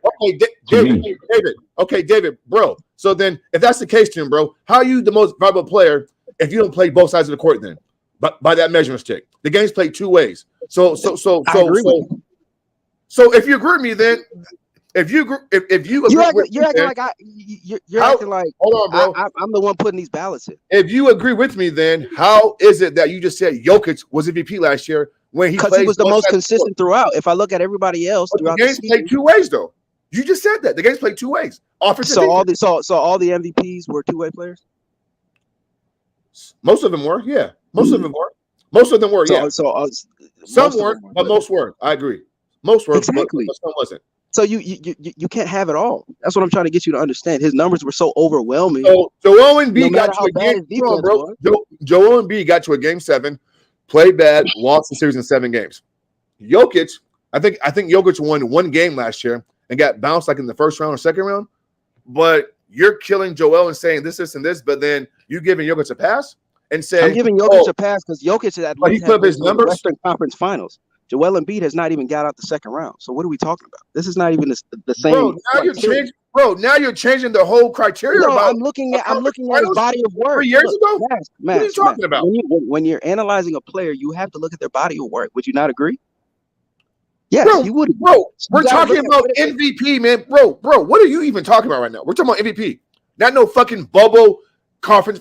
Bro, what are you talking about? So we're disregarding what Jokic has We're achieved. talking about the MVP last year, bro. That is it, bro. And I've already clarified that. Off somewhere else. And I've already clarified that. The MVP last year was Jokic. What is there to discuss? So you went from saying I didn't think Jokic was the MVP, and then I killed your Devin Booker and Chris Paul argument, and now you're back. No, I'm saying if I wasn't giving it to Jokic, I would give it to bro. Listen, man, you started off by saying you said 10 minutes ago, last year, I did not have Jokic being my MVP. I had Chris Paul or fucking Booker. I killed that easy ass argument. Hold on, bro. I killed that easy ass argument. And now you flip flop, and now you're back on Jokic, bro. You easy work, man. All right, I'm out, man. Man, hey, bro, you didn't even do anything. Bro. All you said was hold on. All you said was the MVP is a regular season award. It is. Then you're running out talking about why did I pick Devin Booker and Chris Paul? Because they have the best record in the regular season. Duh. But bro, you gotta understand. It's been three main guys at the top of the MVP vote for the last 3 years. It's been Jokic, Giannis, and Embiid. If it's not one of them three, shut your ass up and leave that shit alone, man. Shut your ass up. Giannis and who? And Embiid. Those be the top three guys. Yeah, top three. I had Jason Tatum as well in that group. Top four. Put him in there as well. Now I'm talking about year in and year out. It's been between those three every year. For the past, what, 3.5 years? Yeah. Mm-hmm. Yeah, like man, say where the hell Devin Booker and Chris Paul come from? No, because he asked me a personal question. He said, "Who did I think deserved the regular season MVP last year?" And I said, "I feel like because my criteria was you had to have the best record." What do you mean? What did they do? They had the best record in the league last year. What are you talking about? Did you watch basketball? Utah Jazz. When Utah Jazz had the best record, I bet your ass ain't say Donovan Mitchell need to have MVP. Who was the overwhelming? Who was the overwhelming? We're talking about points, rebounds, assists. Who was the overwhelming player that you can just put your finger on and say, you know what, he contributed to winning? And I can identify that when I look at the Suns. Now, but when you said Chris Paul Denver because they had the best record, so I'm asking you a question. Did you believe Donovan Mitchell deserved an MVP when Utah had the best record? I believe he should have had some MVP consideration. Absolutely. No, I asked you a simple question. Did you believe Donovan Mitchell deserved MVP? Even though he had the best record. Was his impact contributing to winning? Yes, there was the number one team in the league, right? Yes. Then yes. Answer that question, it would be yes.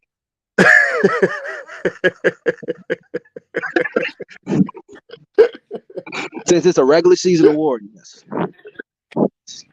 You that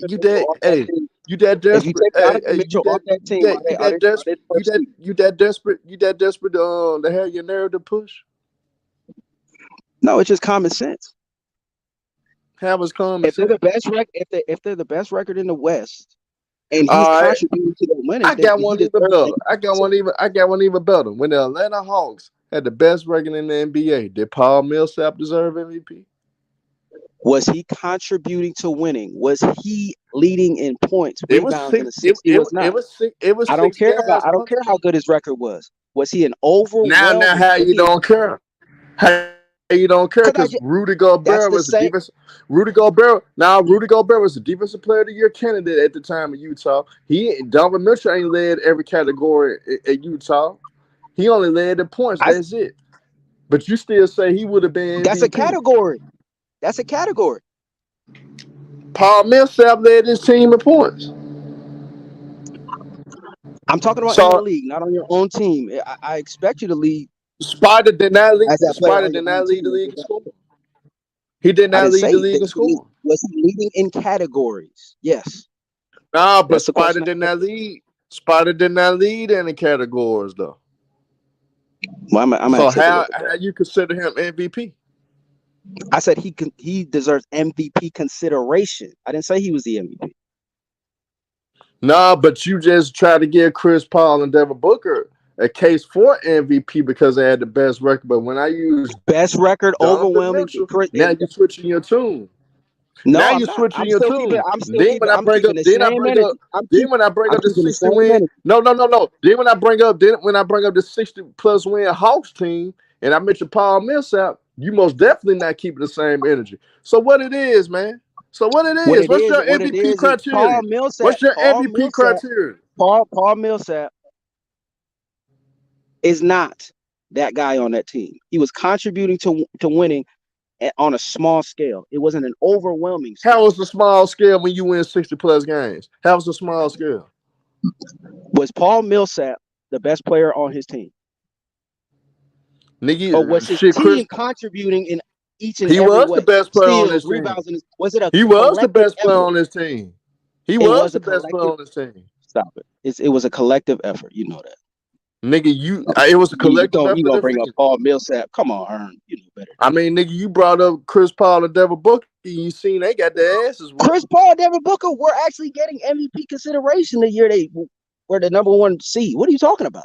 This is not brand new. All right, so if if that's the case, then why are you not keeping the same energy with Paul Millsap? Why are you not keeping the same energy with Did Paul Donovan Millsap Mitchell? get any MVP consideration the year they won?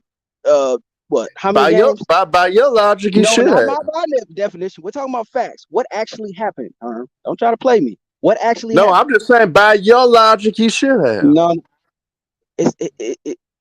what do you say by my logic? It's clear as day. My logic Nigga, you the one bring up the best record and shit, nigga. I'm giving you examples of teams with the best record. And I'm telling you, so if that's the case, I ask you a question. If that's the case, then did you think Paul Millsap was MVP, and did you think Donovan Mitchell was MVP? I said I answered the Donovan Mitchell question already. I said he deserved MVP consideration. You switching up. You not keeping the same energy, man. Man, you confusing yourself. You confuse yourself, nigga.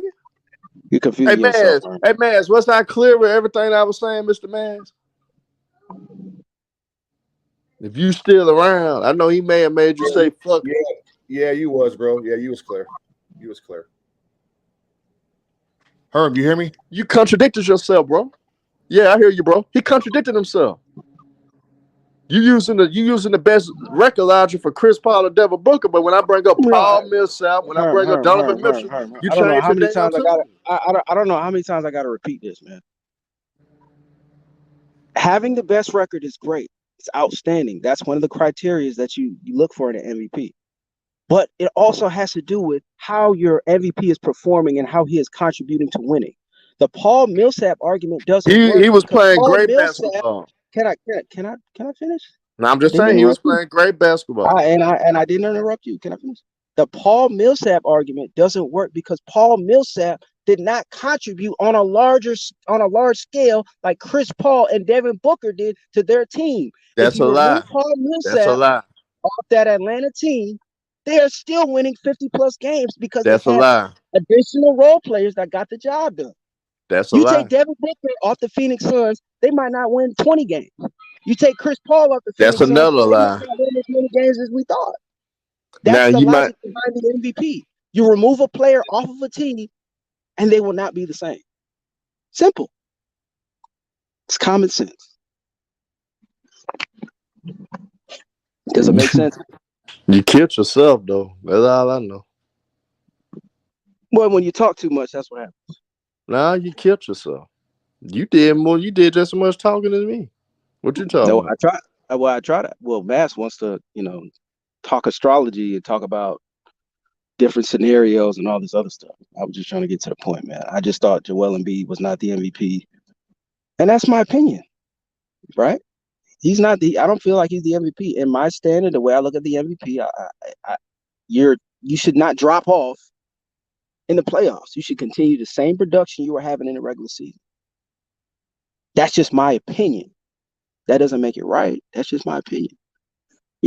Some people think if you're an MVP and you score 0 points a game and you're averaging 30 points a game in the playoffs, it's okay.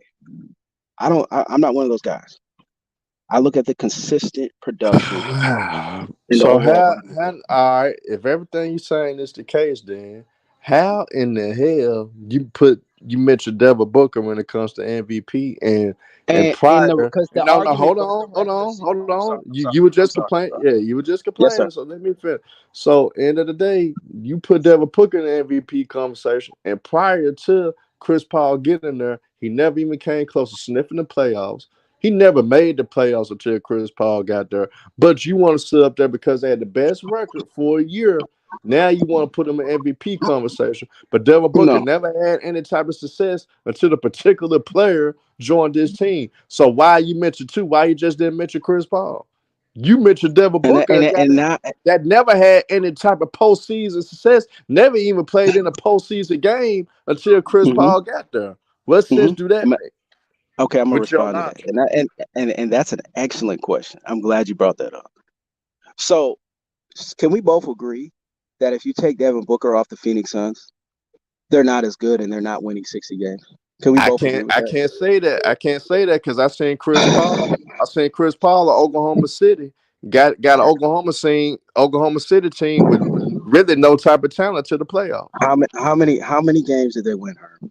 I Can think we like can we be 40, honest? 48 games. They won. And that's in Oklahoma They City. were they were. I think they were the. I have to do my They research was on the this. I eighth seed, believe but they they were. won They were 48 the games. AC.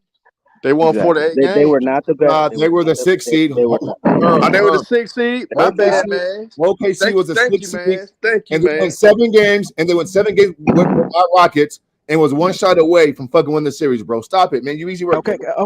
Can I finish? Can I ask before you get on your You be soliloquy? lying and shit, man. You never I know answer you're. I Thank know you, you're man. upset. Because I sure forgot. Thank you. Max. I know you're upset. Just relax. All right. Just like you tell other people to relax. Just relax. Okay. So the reason I brought up the Phoenix Suns, right? In my opinion, because you guys are pushing the narrative, it's a regular season award. So for the regular season, they had the best record. Devin Booker and Chris Paul were contributing to winning when they were on their plus minus was ridiculous when they were on the court, right? So the reason why I brought up the Phoenix Suns is simply because um not only did they have the best record, but those two players were so magnificent for that whole season, contributing to their team's wins, right?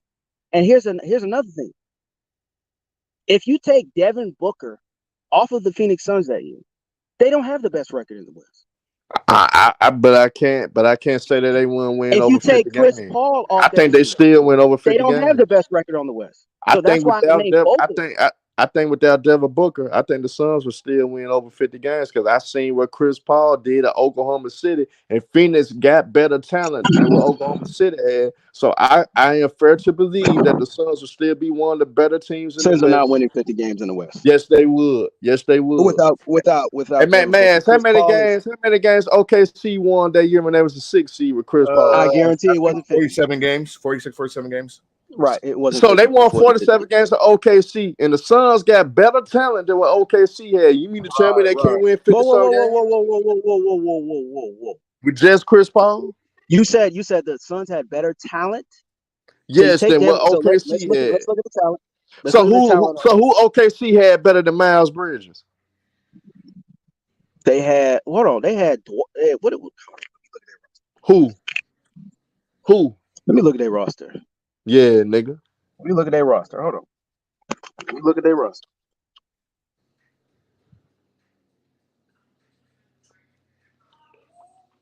Who was better than Cam Johnson on the motherfucker? We can go there.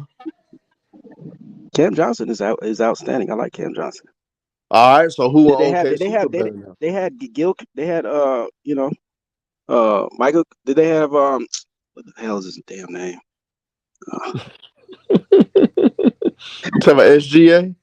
SGA. Dort. He wasn't as good as he is Dort. back then What's at his that name? time. He Starts wasn't with an that M. good back then. He was a great defender, and he can get But he buckets. wasn't that good back then. He wasn't getting buckets like that. Well, he had to be if they pushed him to Game 7 with James No, Harden and that Chris was a and Chris Paul led team. And Dennis Schroeder could have been arguably the second best Schroeder. player on that team They had some pretty in that series.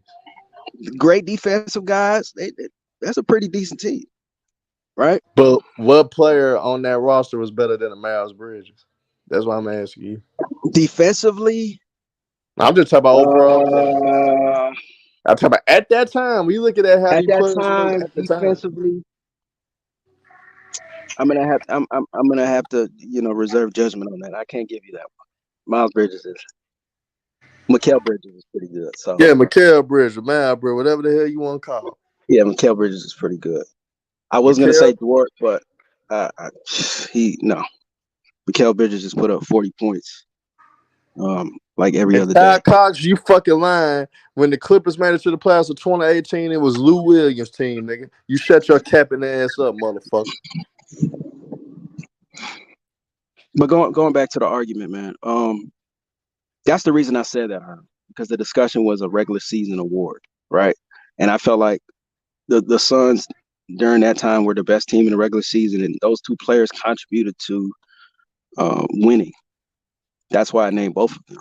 Yeah, but what wasn't that one of the? I think that was the second time that Devin Booker was in a winning situation. That was his second year ever making the playoffs, and the only reason that he made the playoffs is because of Chris Paul. He never made the playoffs Absolutely, before Chris Paul got there. So why you naming two guys? And we obviously see Devin Booker because put up numbers before. He never because made the because we're damn talking about playoffs. But because we're you talking about the cooking best guys like overall record. Embiid, you cooking guys like Embiid have a great regular season success and don't do shit in the playoffs. And Devin Booker, now only the motherfucker is in the middle, in between when it comes to regular season. The motherfucker didn't even have any postseason success. Didn't even have a postseason game under his belt. So how in the hell you mentioning Devin Booker Herm, but Herm, dissing Herm, Joel Herm, Herm, Embiid? Herm, Herm. You gotta unclog your ears, man. I just told you. I was very clear. The argument was the best regular season award. And I've already told you that I felt like the Phoenix Suns were the best regular season team. And those two players So you mean to tell contributed. me you mean to tell me those two players was playing better than the top guys like Embiid, like Jokic, like Giannis? That was playing on the level of those three guys. Yeah, They, I just said that. What no, did I'm you not just hear what I saying just said? you literally believe that They had they the was best. on that They type won. of How level. many games did they win that year? Like 67. It was like a franchise record. What are you talking about? Because I win 6 or 7 games. Okay, since you like to bring that up, I'm gonna hit you with a team that won 66 games. The Cleveland Cavaliers team that won 66 games. So should have LeBron and Mo Williams been at the top of the MVP conversation? No, it should have just been LeBron because LeBron was the major one contributing to winning. You take I LeBron mean, off that team, they're was not Mo winning Williams 67 games. was Mo Williams We've an already All went Star? through this, Herm. I've already No, killed no, that no, no. argument. Was Mo Williams an All Herm, Star? he's Was supposed Mo to be getting Williams an paid. All Star that year? Absolutely. And he deserved it. So why Mo Williams didn't get why Mo Williams shouldn't Because if deserve I an take MVP LeBron James consideration? off the Cleveland Cavaliers and I just leave Mo Williams, they're not having the best record in the NBA. What are we talking about, man? Stop it. Next. You be You trying me, man. contradicting I know why yourself. you be trying me. You be trying me like I'm one of these little dudes out here, man. I mean, you are I though. know what I'm talking about. You I know what I'm talking contradicting about. yourself though.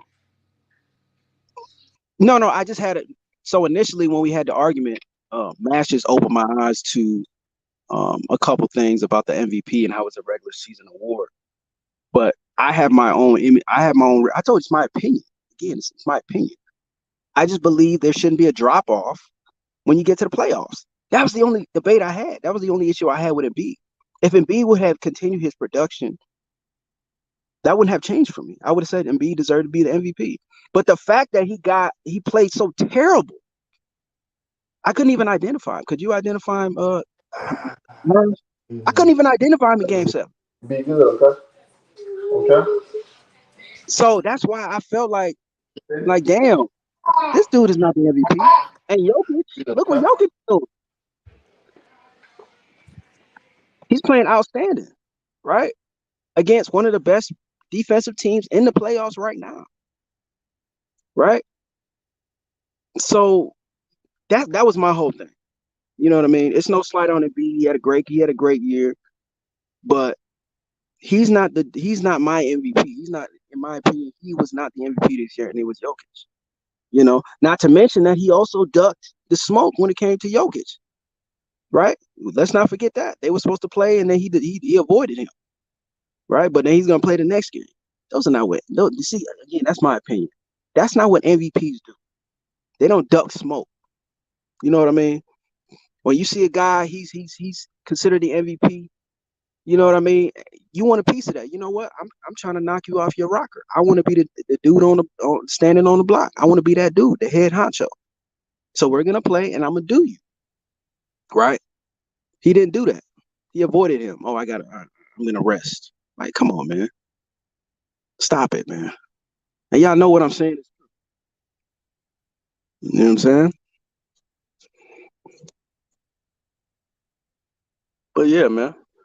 Y'all can hit my channel up, man. Sports Addict, man, with a K. You dig? We got some more content coming. Am I the only one here? I guess I got the mic right now. Read these comments, man. Yeah, I didn't scare them all off. Ticket. They don't want no more.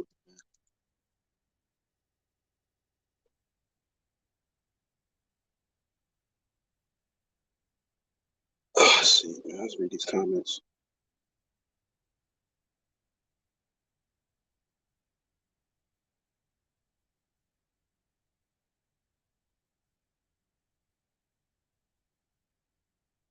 Let it go. Jokic didn't deserve the third MVP, and Embiid did.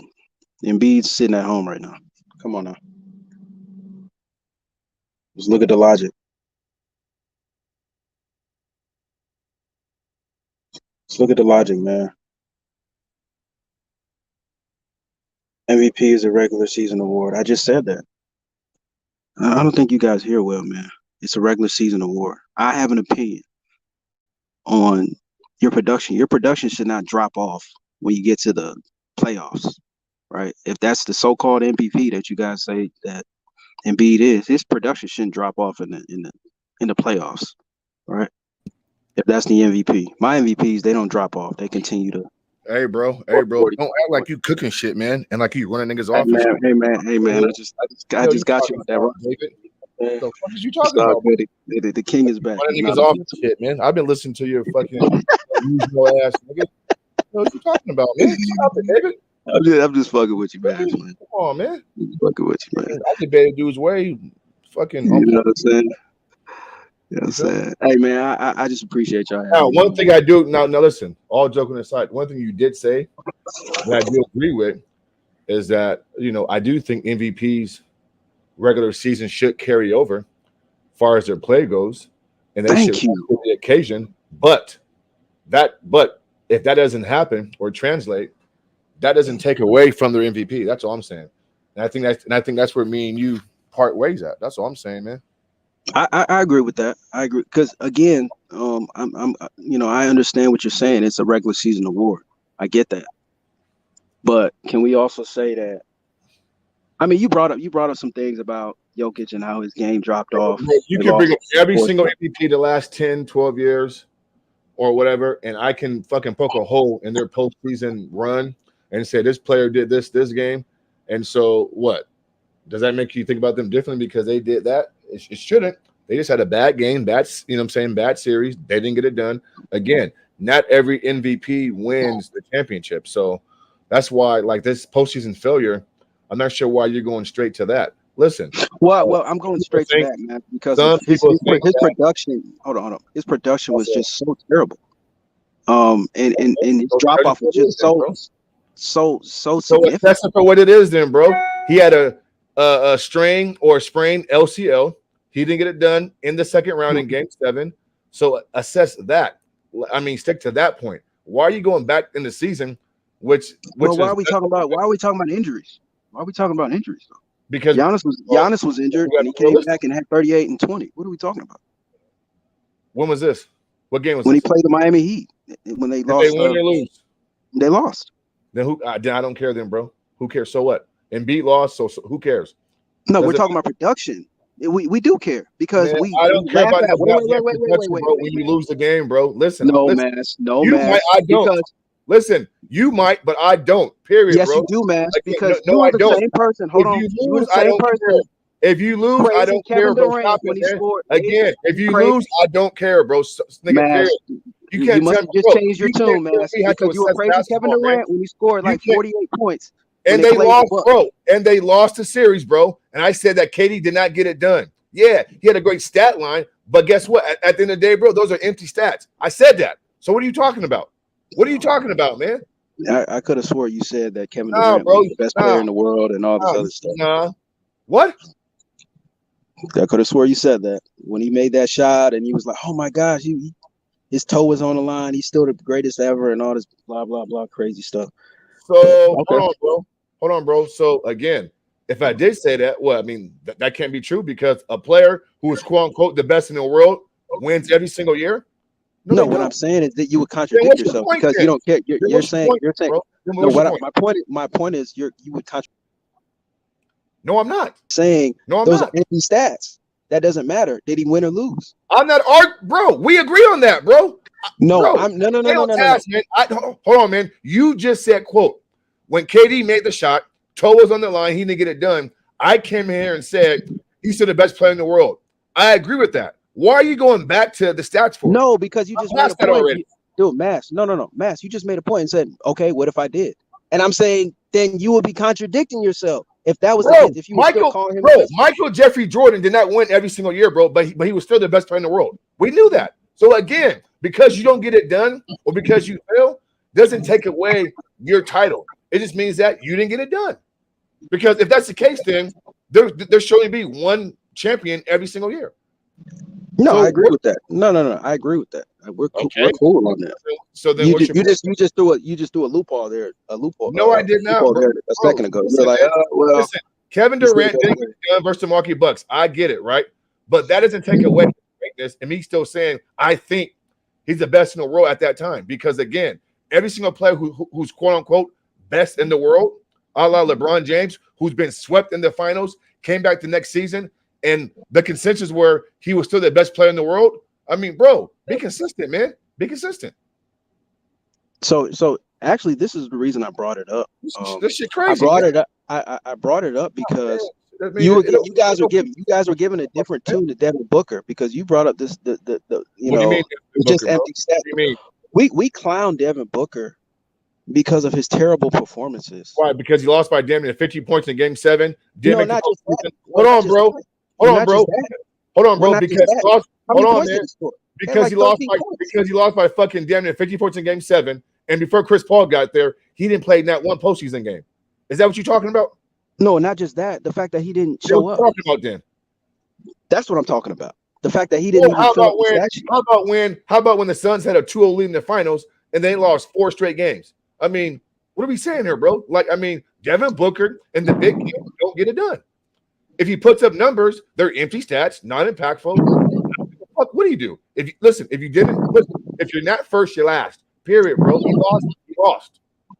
No, I agree with that. But no, I it's not empty stats because if somebody's putting up 30, if somebody's putting up if you got a star player and he's putting up 40, 50 points, but the bench guys or the other co-stars aren't showing up, you can't put all your blame. It's going to be less smoke on the person that's actually. Yeah, that's what's wrong with these new kids in this so-called fucking millennial era is that you guys praise stats and not winning, bro. I don't care about stats. I care No.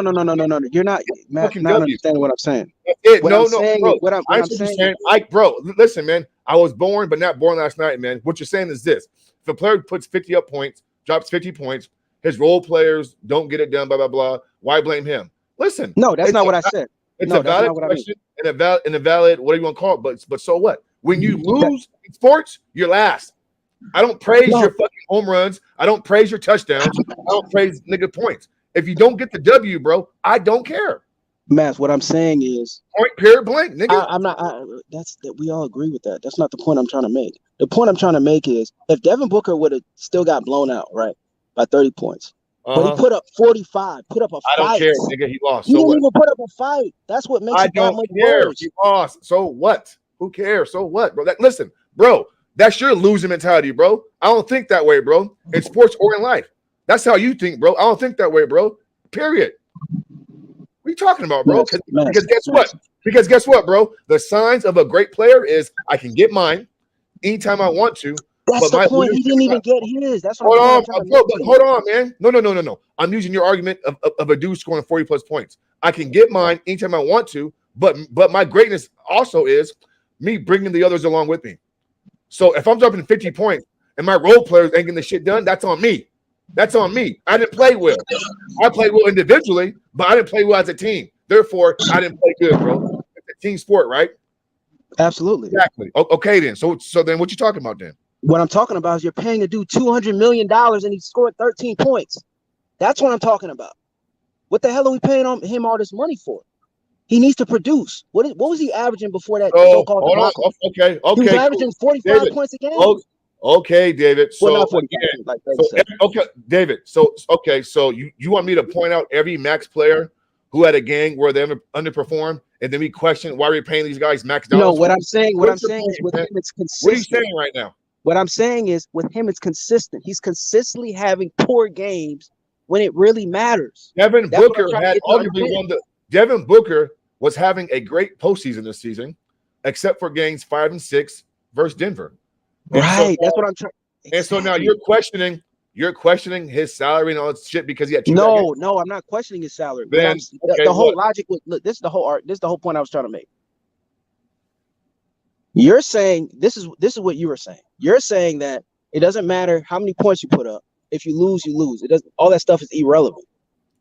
What I'm saying is, in Devin Booker's case, the reason why it was so bad on his part, not only because they got dropped off by 30 points on a consistent basis in the playoff. Well, I don't think this time it was 30. I was thinking like 15 to 20. But they still got humiliated at home. It's It was down because by Devin 30 Booker and a did not half. show up. He did not even show up. He averaged We agree 13 on that. points. What's your point? We agree on that. What's your point, bro? Move on. So what? I mean, okay. What's your point though? Me and you agree on that. I'm not defending fucking Devin in game 6. So what are you saying here? We agree on that. I'm saying the smoke would have been a little bit less if he actually showed up.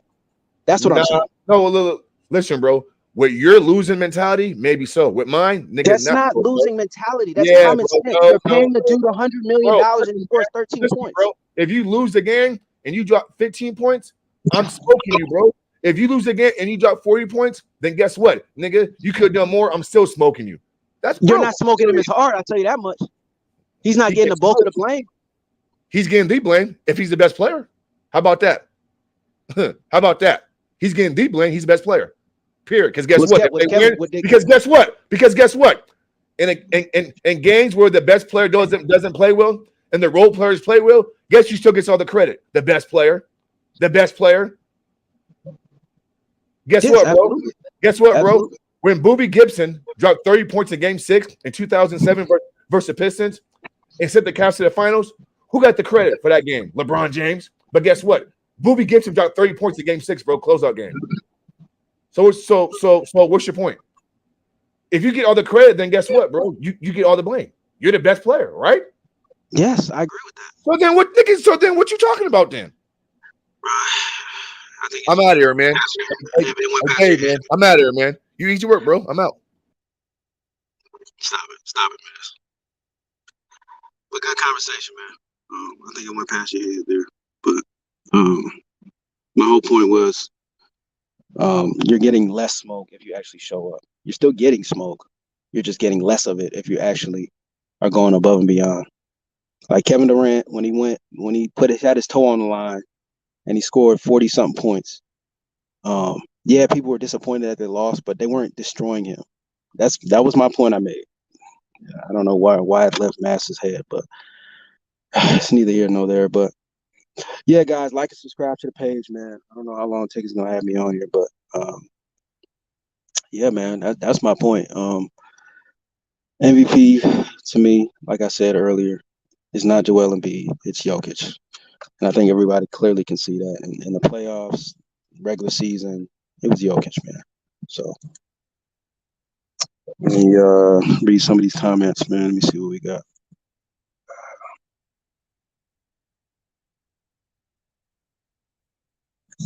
Guys, don't pat Mass on the back. He didn't do anything because we both agreed on the same point. So he's confused. Don't do that.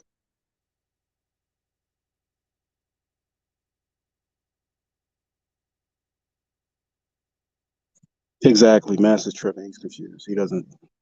I don't think he actually understands what just happened. We both agreed on the same thing. But he said he smoked me or he cooked me. I don't. What? Anyways,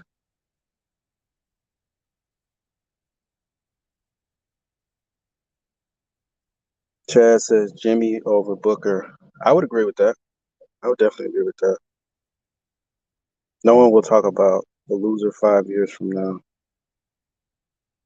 Uh,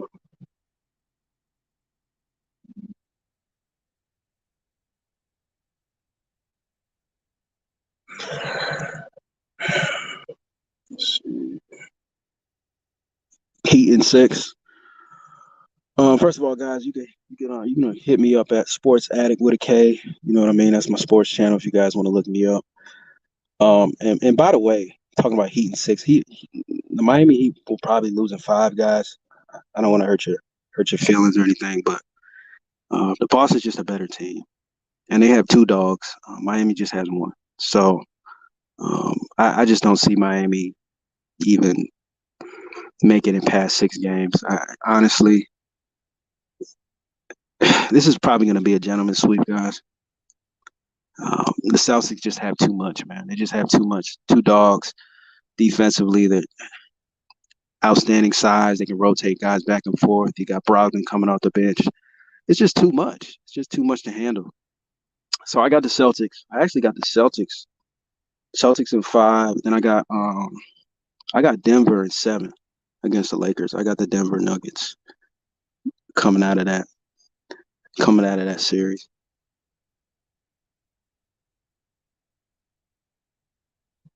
Yeah, I agree with you, TJ. I got Boston and I got the Lakers in the finals. I think that's what the NBA wants. The NBA wants that.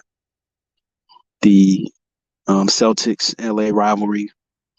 So I think that's going to happen. And Jason Tatum, is just going to be his coordination, man. I had Jason Tatum number 4 as far as MVPs this year, and I feel like he'll probably win it next year. He's just that good. He's that skilled. He's a 2-way player. He does it all. Um, you know, so just get ready for that. Jason Tatum will be the next up, and he's already done that. He's already been to the NBA Finals, been to Eastern Conference Finals. I think this will be his 3rd year going. So I mean, yeah, Jimmy will close Tatum. Stop it. Didn't Tatum score 40? How many scored did he score in Game 7? Like 40 something in Game 7. I mean, nobody can really stop Tatum. Only ways Tatum is not going off is if he's just bricking everything. He's stopping himself. Nobody can check Tatum at all. Nobody in this league can stop that dude, man. You know, Tatum is a dog, man. Tatum scored 51. Heat Lakers in the NBA Finals? I don't think so. I don't think so. Yeah, we seen that movie before. That's not gonna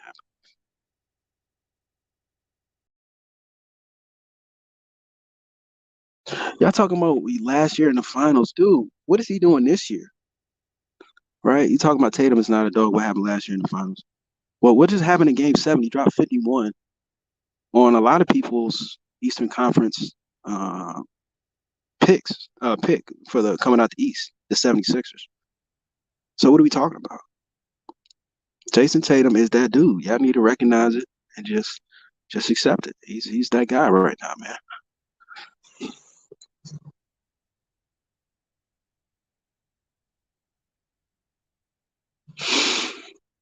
You know what I'm saying?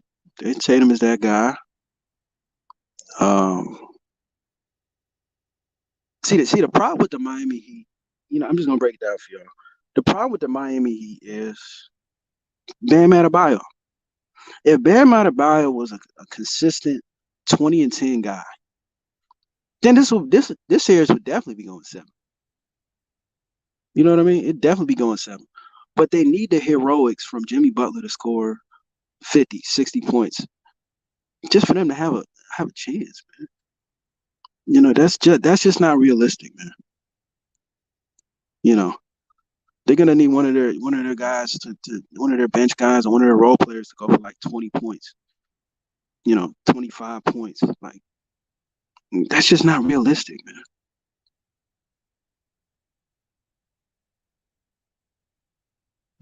Yeah, Boston is vulnerable. I'm gonna keep it 100 with you. Boston is vulnerable, right?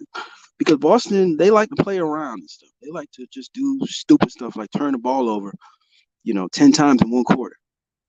You know, they like to play with teams, and that's the thing. I think that's just with Joe Mazzulla with his coaching style. I don't know what it is. He just makes a lot of blunders and mistakes. But I just feel like Jason Tatum he's the leader of that team, and he's the alpha. So they're gonna correct whatever problems that they have, and they're gonna move forward. But some of you got a lot of you Miami fans. I'm sorry to say this, but you guys are not going to the NBA Finals. I'm sorry, it's just not gonna happen. You just don't have enough.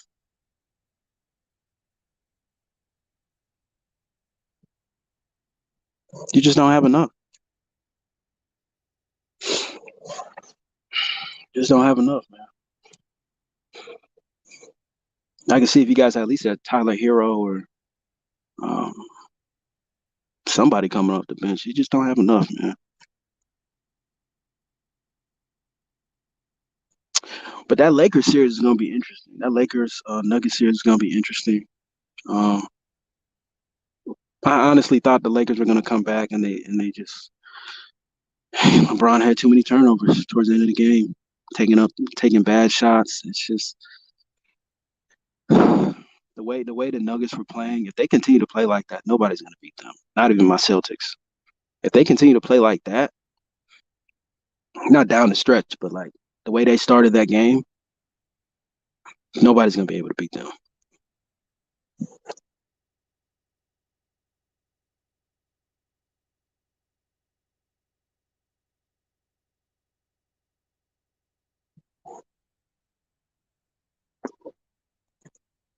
Let's see. Let me read the comments here.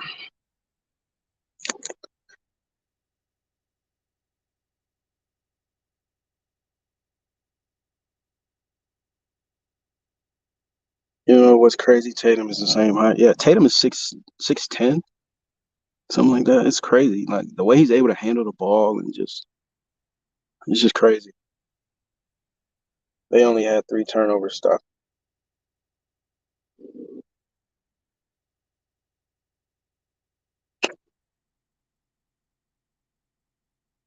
Dude, your name is David. My brother David never felt defeated going against Goliath. That's hilarious. You guys are funny, man. How many people expected the Heat to beat the Bucks? To be honest with you, when Giannis went out, I did expect the Heat to beat the Bucks. I'm gonna be honest with you, because Giannis is an MVP, and when you take an MVP off a team, it does to that team. It makes it that much harder. Everybody has to be on their P's and Q's, right? That was my whole MVP argument earlier. If you take a certain individual off of a team and they're able to function properly, like nobody left, like a beat wasn't dropped, then that's not the most valuable player. It's a total collective effort. You know what I mean? Um, but as you can see, as soon as Giannis was injured, they didn't know how to. They didn't know how to. They did win. They did win the next game, but that overall series was over with. And then Giannis came back. He was hurt. I mean, he still had 38 and 20, just like an MVP is supposed to do, be consistent. Um, but it just wasn't enough. Jimmy buckets, man. It is a playoff. Jimmy is a real thing. I am definitely a believer, but I just don't think that Boston is going to play with that this year around. They're going to double Jimmy and just let the other guys beat them, because we're not going to allow Jimmy Butler to do that. It's just not going to happen. Jimmy's not getting off. He's not going for no 40, 50 point. No.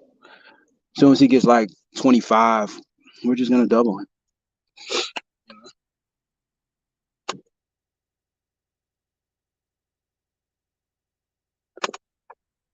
TJ Cox, man, you need to be drug tested. Okay? You need to be drug tested. Jason Tatum is the best player on that team. I don't know how many times I got to tell you that. Okay? Jason Tatum is a very good I said Jason Tatum. Jaylen Brown is a very good player. Very, very good player. He's a very good player. But Jason Tatum is better. Okay? He's better. Right? He does it all. He rebounds, points, assists. He's better. Now, last year it was debatable. Last year you could have said 1A or 1B, but this year he has stepped it up. He's kind of separated himself a little bit, just with his performances lately. I mean, 16 points in the fourth quarter, 51 points in a game 7, which is the most ever in a game. I mean, what more evidence do you need? And no disrespect, but Jaylen Brown's not doing that. Now, is Jaylen Brown a dog? Absolutely. Is Jaylen Brown and somebody to be respected? Absolutely. But Jason Tatum's just better. Get it?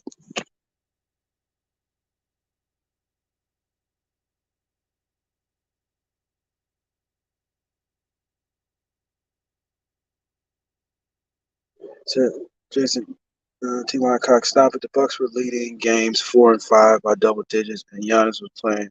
If you're a championship caliber player and team, you close those games out. Well, I think we would all understand that the Bucks this year you got to understand, Giannis, he just didn't have a good series, man. Even when he did play, I know he had 38 points, but he just wasn't their year, man. That's what you got to say about that situation. Just wasn't their year, Just wasn't their year.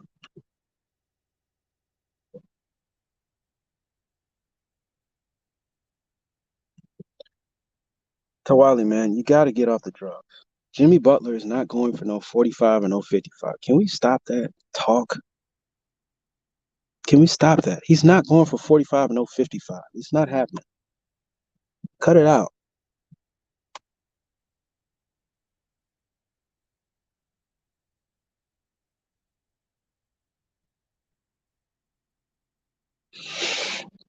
It is Boston's year, guys. Just accept it. It's part of life now. It's Boston's year, man.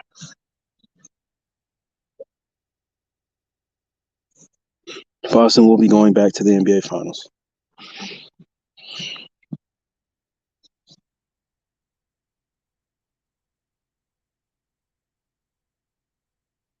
Thank you, Will W. Thank you. You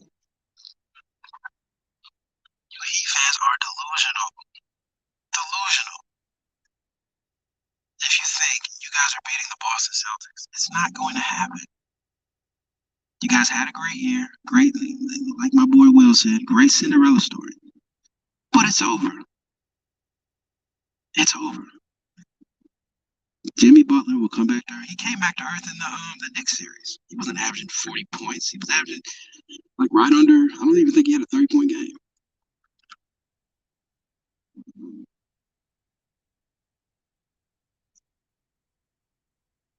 You said Tatum can't. That's not true. Tatum can't consistently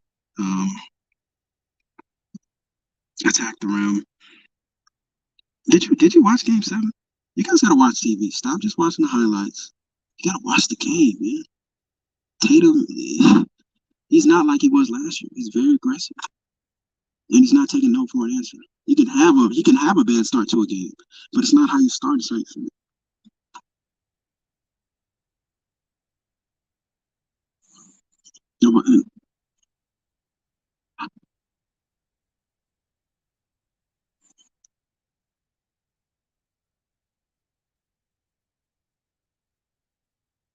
Was Boston a threat before the Philly series? Boston has always been a threat. Boston is one of the best teams in the league. What are we talking about?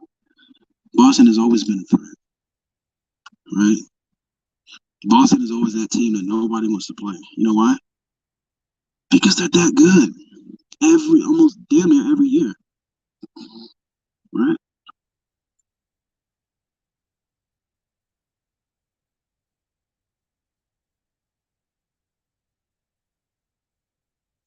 Yeah. Boston did lay an absolutely. They laid an egg, and they did not step up. And Jason Tatum played, and Jaylen Brown probably played their worst brand of basketball I've seen ever. You know, but they're changed human beings. They're gonna step up this year, and Boston's gonna win the championship. That simple.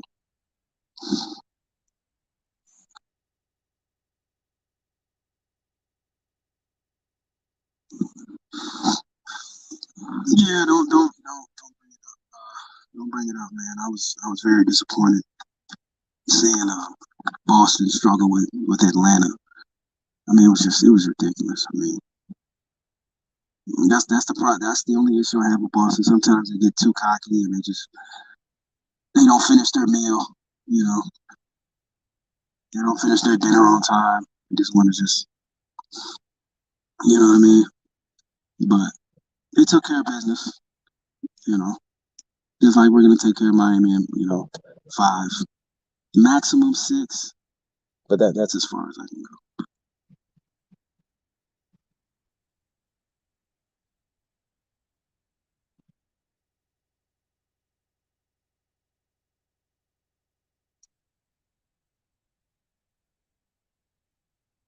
Draymond thought LeBron was gonna pass the torch to him. Maybe some of his comments, man. Appreciate you taking for letting me come on here. Um, let's see.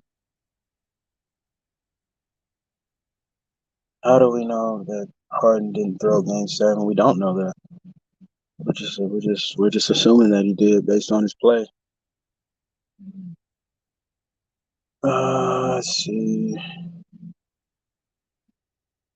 How do you feel about Wemby? I think Wemby is in a good situation. I think Wemby is gonna Wembenyama. If he gets drafted, he's gonna get drafted to the Spurs. But he's in a good situation. Pavlovich, he's a disciplined coach. He preaches discipline, focus, hard work. He's not gonna let you just go ahead and just take plays off. So I think he's in a good structured environment. I think he's going to be great for that number 1 pick, and hopefully he does something there because he's around a great legacy of power forwards. So hopefully he does make some noise. Let's see, Jaylen Brown or Harden. Can we stop it? Can we stop disrespecting Jaylen Brown? And we talking about overall body of work. Well, yeah, James Harden, but if we're talking about like right now, even though James Harden didn't put up 45 and I think he put up another 40. I'm taking Jaylen Brown, man. Guy plays defense. Number 1, and he can score as well. He's a 3-level scorer. So overall career, I mean, it's James Harden, but that was kind of a silly question.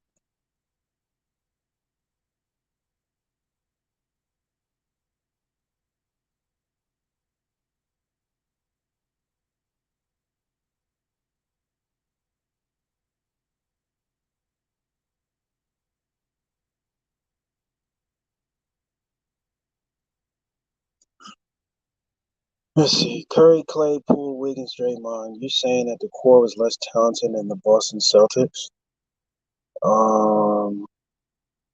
As far as talent, um, so the Boston Celtics have last year they had it's a totally different roster, but as far as talent, the Warriors have more talent. We're talking about talent. Warriors have more talent. They got Steph, Clay, Poole. That's 3 guys. As far as talent, and the Celtics have 2 guys. Yeah, the Warriors are more talented. Yes, absolutely. And they've been there. No, they're champions, right? They're champions. They've been there and done that. Boston, and, last year they're babies, man. They had no clue what was going. Even though I felt like they could have won that series, they just had too many damn turnovers. But Warriors are a proven commodity, man. They know what they're doing. They have championship swagger. It's kind of tough playing a team like that. But I was very disappointed in my Celtics last week. All right. Yeah, 10 more minutes, man.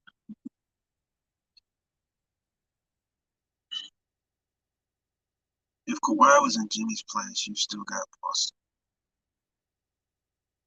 If Kawhi was in Jimmy's place, you still got Boston. If Kawhi was on the Miami Heat,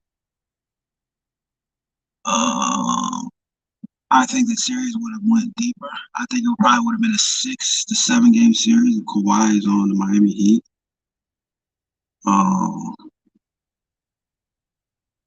I don't know. Actually, that's a good question. That's a really good question. I would say 6. I would say 6. And the reason I'm saying that is because Kawhi is a champion. He knows what it takes to be a champion. He knows what it takes. So I'm just off the strength of what Kawhi has done in his career, I would give him the respect to say he's 6 or 7, but I still would say Boston. Wax that ass. All right,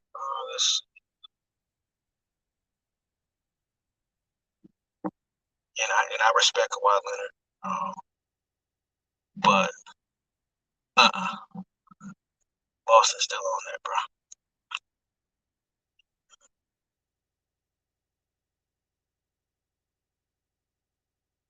Will Damian Tatum is only 25. MJ didn't win his first chip until 20th. Well, I'm very careful about comparing anybody to MJ, but Tatum is looking pretty good. Looking pretty good for his career right now. He still needs an MVP. He still needs a defensive player of the year.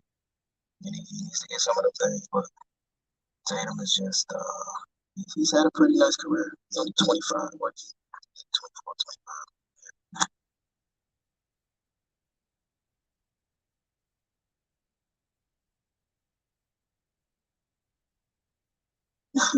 7 seconds to 7 in order to score 9 points. Yeah. But you gotta look at game 6 too.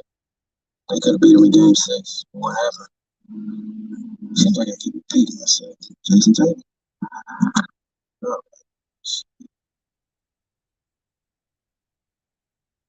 Question: how do Boston deal with LA and the Nuggets or the Big? And that is a very legitimate question. Said that 1,200. That's a really legitimate question. If we play the Nuggets, that's going to be a very difficult series. Handling all those bigs coming in and out, DeAndre Jordan, obviously Jokic. That's going to be a problem. But Boston does have bigs as well. Obviously a little bit older. Robert Williams.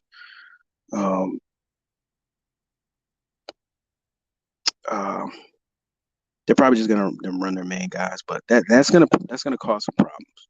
That's probably the worst matchup for us if we play the Nuggets. That's probably the worst matchup. You got Bruce Brown coming off the bench with his bundle of energy. That's gonna be a problem for us. I'm not gonna lie to you. The Nuggets seem to have probably the worst matchup for us. Because they can throw so many bodies at us. So they got size out the wazoo.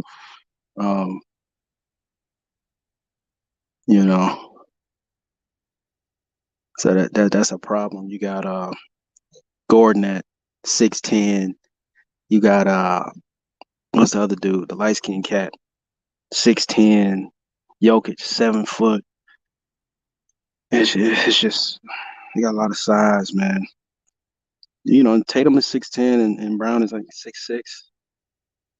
And you got Al Horford. I think he's 6'10"-ish. So we're definitely gonna be undersized. for sure. That would actually be a good matchup. That's actually a good question. 1,200. I think that series would probably go 7, and I would take Boston based on its talent, but I would not be surprised if the Nuggets win that series because they just have too much. First of all, they have a great bench. Not saying we don't have a great bench, but you got guys coming in. Caldwell Pope can give you 20. Bruce Brown can give you 20, 16. You know what I mean? Uh, we got Brogdon. He can give you 20. You know, but Grant Williams, he's kind of been out of the rotation. Um, you know what I mean? Like our bench is like we're rotating like maybe like 7 guys at the most. And we don't have that luxury. You know what I mean? So that would actually be terrible. That would actually be terrible matchup. Yes, I'm not worried about the Heat. Nobody's worried about the Heat, man. Yes, nobody's concerned about the Heat, man. They're not a concern, man. I'm telling you, the the Heat is not a concern, man. I'm telling you, man. We're not worried about those guys, man. Jimmy Butler can talk all he wants. Oh, this is our year. Blah blah blah blah blah. When you come to the Garden, you better you better act right, man. You know what I'm saying? We already on to Jimmy's scheme. We already know what he want to do. We seen this stunt last year. We wasn't ready for it. We ready for it this year.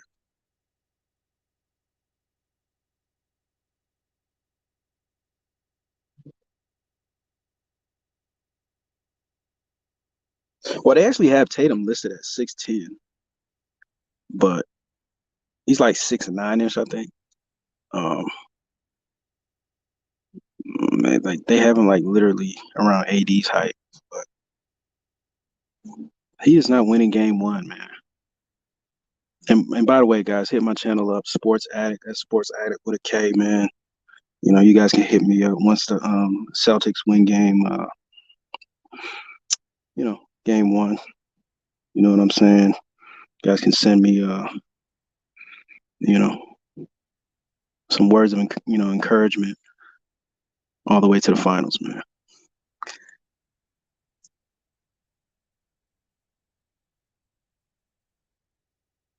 Ty Cox, here we go again, man. What do you want, man? You're talking like Boston world beaters all year. Y'all are not better than what y'all was last year. All I know is when we played Giannis not too long ago, did we put 30 on his? Did we blow them dudes out by 30 or 40? I was confused. It was one or the other. Then Giannis played, man. So I think we right on par with what we if not better than we were last year. I feel like because we have a new coach, I think that's what kind of you know what I mean? But Boston, we not worried about no Miami Heat, bro. Only team we worried about right now is probably Denver. That's about it. And once we figure them out, they're gonna be over as well. But yeah, like and subscribe, guys. If you guys want to get at me, Sports Addict with a K. You know what I'm saying? You can do that.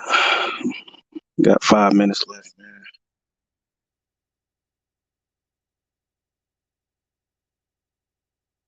I'm gonna send my name in the chat, man. My channel in the chat so you guys can take a look at it. But if you guys have any other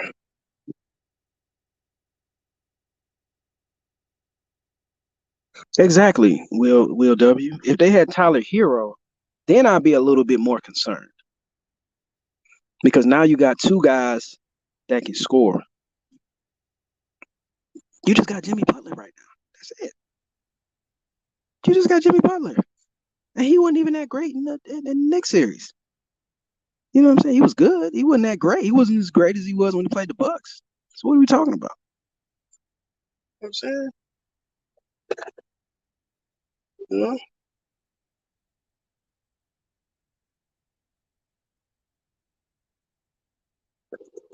I gotta cut this stuff out, man.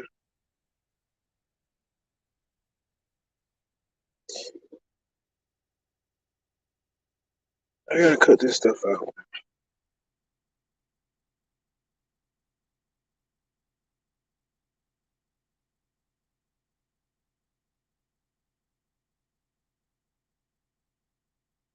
Tatum is 6'10" if you watch the Heat.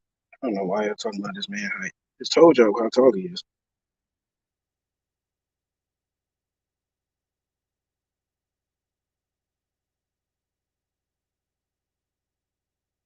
Ain't nobody sleeping on the Heat, man.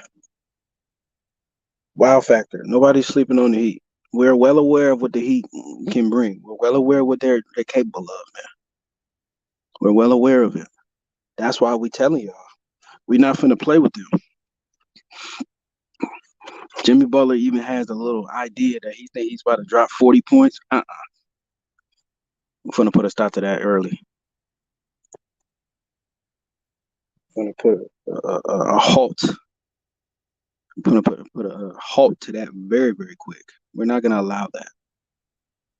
And you take Jimmy Butler out of the game, that's pretty much checkmate. Pretty much over and done with after that.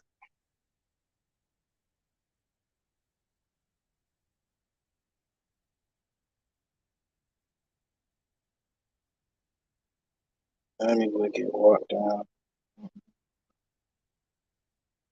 Exactly. If you, well, I wouldn't say the East is trash, but if Miami makes it to the NBA Finals, they getting their ass whooped by either the Lakers or the Nuggets. So it wouldn't even make any sense logically. It wouldn't even make any logical sense for them to even go up there. For what? You know, y'all don't stand a chance no ways. Y'all not better than the Nuggets. Y'all not better than the Lakers. So you know what I'm saying? Just go ahead and take this L to Boston. You know, y'all had a great year. Y'all overachieved because nobody expected y'all to beat Milwaukee. Nobody expected y'all to be in the second round. Y'all beat the Knicks. Y'all had an outstanding year. But this is where it ends.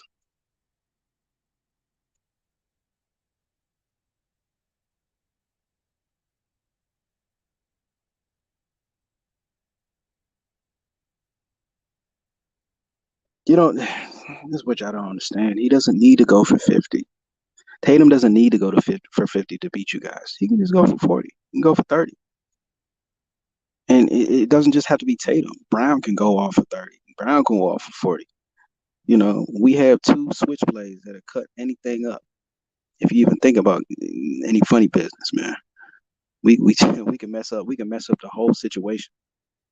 You know what I mean? So that's what I'm saying. You know, if y'all had two Jimmy Butler, you know what I'm saying? Y'all don't have that. It's only one of that guy on that team. Bam Adebayo, please. He's not a threat, man. We're not worried about that guy.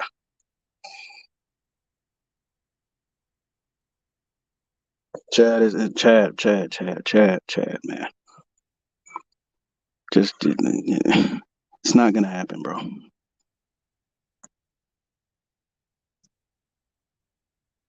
It's not gonna happen, man. Y'all Miami Heat fans is so delusional. Yeah. And one thing I like about y'all Miami fans, man, y'all is deep. Y'all roll together, man. Y'all come in here and y'all say the craziest stuff as a group, not individually, as a group, because y'all all saying some BS right now. Miami and 5. Do y'all hear yourselves? Man, y'all must be smoking some good yayo, man. Some of that good stuff. What is y'all smoking over there? Oh, man.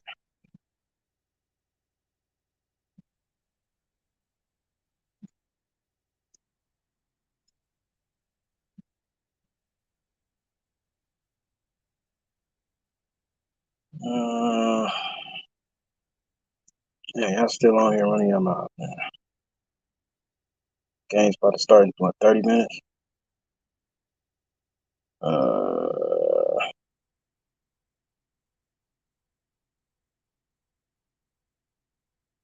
uh, uh, uh. Ooh, I won some money with the Lakers yesterday and the Nuggets.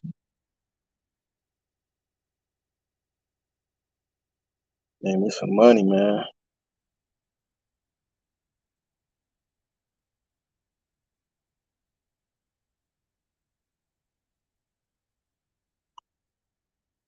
Let's see.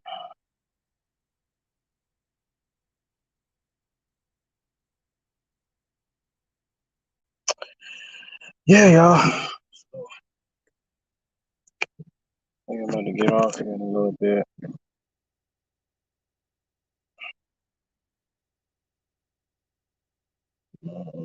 Shit.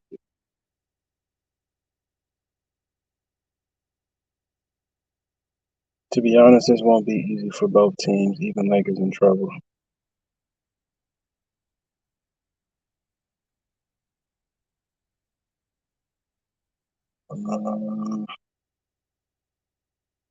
You got Jimmy over Tatum. Jimmy has a good playoff career. Like his playoff stats are ridiculous. I'm not gonna argue with that. Um, I would be a fool to argue with that. His Jimmy's stats are ridiculous in the playoffs. But he's only one man. You know, that's all I'm gonna say about that. He's only one man, and he's starting to cool off. So that's what I'm gonna say about that. Um, it's not even against Tatum. He has like his playoff career, like his playoff numbers are probably the like comparable to um the greats, bro. Like the numbers that he's able to put up in the playoffs, bro. Like we're talking about like Jordan territory, bro. And that's not even blasphemous to say. I mean, this dude's putting up 50, 48. You know what I'm saying? Like it's 45. Like this shit is ridiculous. Like, you know what I'm saying? That's not even blasphemous to say. Like he's incredible. But they're going home in five. Okay, just understand that. You know, Jimmy has to go for 50 just for you guys to have a chance. You know, you don't go for 50, or he's not playing elite defensively. You guys are gonna be in some trouble. You're gonna be in some trouble.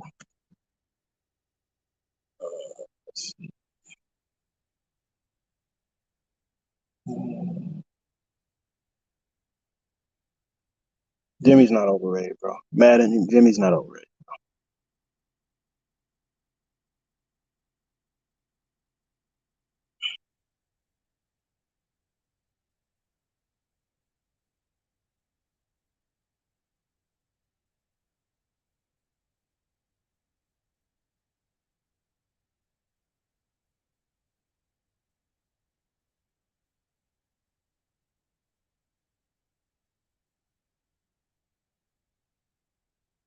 Boston, you think Boston is a better team compared to last year? You're sadly mistaken. We went 7 games with y'all without. Y'all didn't have Hero, but y'all had what is his fucking name? Victor Oladipo. You know, you had some help. That's the whole logic behind that. You have no help right now. It's Jimmy and friends right now. You guys are in some serious trouble right now going against this team. I think that's what you Miami fans are not understanding. Um, Jimmy is on an island by himself right now. If you want to say that Bam is going to step up and give you 20 and 10 this whole series, hey man, more power to you, bro. But I think we all know that's not that. Bam has been wildly inconsistent. I said consistent. Yeah, he's been consistently wildly inconsistent. Yeah, it'll be a good series, man. No, X, we don't be talking, man. We you know what I'm saying? We just what it is, man.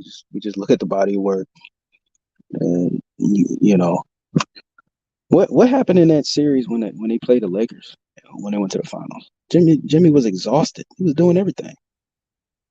And eventually, you know, he got tired and they couldn't keep it. He couldn't keep it up. Eventually Jimmy Butler is gonna break down, bro. We cannot keep this stuff up. Yeah, y'all hoping on this man to have a Super Saiyan effort every single time. It just doesn't work like that, bro. your team, eventually your role players are gonna have to step up, bro. You can't expect Jimmy Butler to go off every single year, bro. It's just not realistic. Just like when, what the fuck is his name? Uh, Devin Booker was going for crazy numbers, and he was like scoring 45 points a game in the playoffs, and then all of a sudden, game 6, he goes for 13 points, and it's not consider. You cannot continue to exert that much energy. You know what I mean? It's not gonna happen, bro.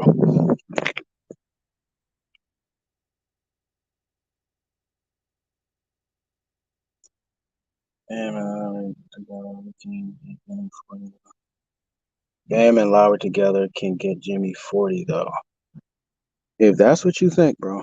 If you think that Kyle Lowry and Bam Adebayo is gonna get you 40 points, hey man, congratulations, you guys just made it to the NBA Finals, man. If that's your logic right there, hey man, you got it.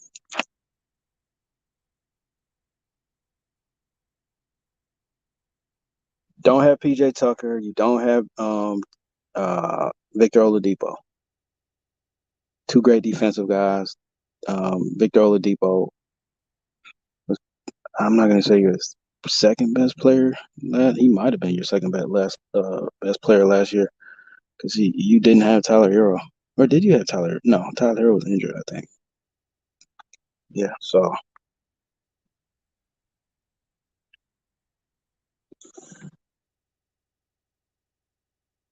yeah, man.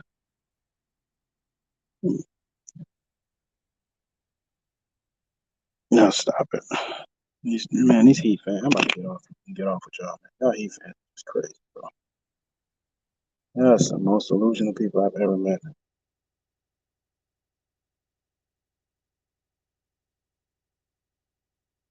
Who the hell is stopping Brogdon? Thank you, Will W. Appreciate that, man. Who is stopping them three, first of all? I think the 76ers would have been the best chance coming out the East, but they always play down to the level of their competition. And in the East, they can't win the conference. Well, they don't play down their competition. I mean, the competition was just too overwhelming. They just had too many problems in Boston. Boston's figured out what they wanted to do. And then when you have an MVP that is getting guarded by the smallest player on the court and doesn't know what to do, instead of bodying him up, he takes a fadeaway jump shot. I mean, come on, man. You're gonna lose, bro. You know what I'm saying? You're gonna lose, dog. So, I agree. I thought Philly had the best chance to come out the East. Best opportunity with all that talent they had. 5, but when your MVP plays like he's never touched a basketball before. Um, you're gonna have some problems in there. And James Harden came up small as usual. I'm not even surprised by that dude, man. That dude's been coming up small for decades, man. Does it every year.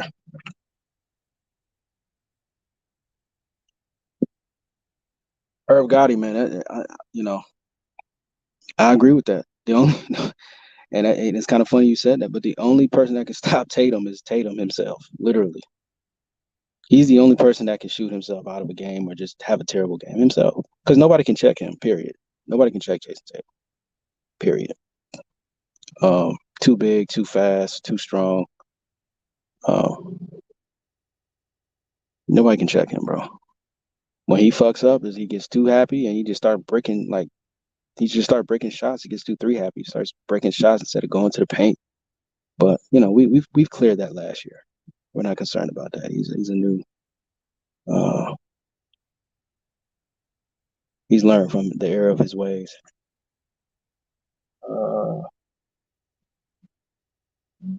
Yeah, best matchup would be Nuggets and Sixers. Heat fans are delusional. I be trying to tell y'all. Joe be looking confused sometimes. He looks confused all the time. Let's see. Celtics have been scoring over 110 a game.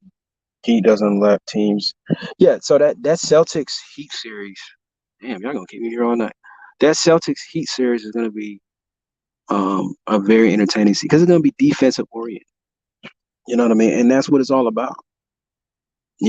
It's not just about scoring a million points. It's also about trying to stop your man on defense. You know what I mean? So that's what basketball is all about. So I'm very excited about the series. I hope it's a good series. Again, guys, if the Heat get swept or they get a gentleman's sweep or whatever, I'm gonna be so disappointed. You know what I mean? I'm gonna be so disappointed. You guys are acting like I want the Heat to get just destroyed. No, I want to see a good series. But that is what is gonna happen. That's what likely is going to happen. You know what I mean? You know, I don't wish this upon the Miami Heat, but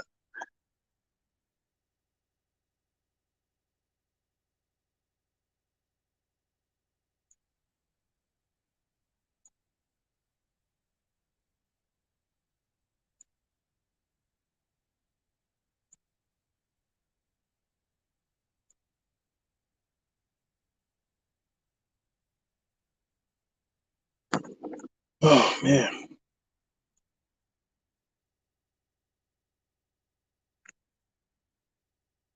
Mhm.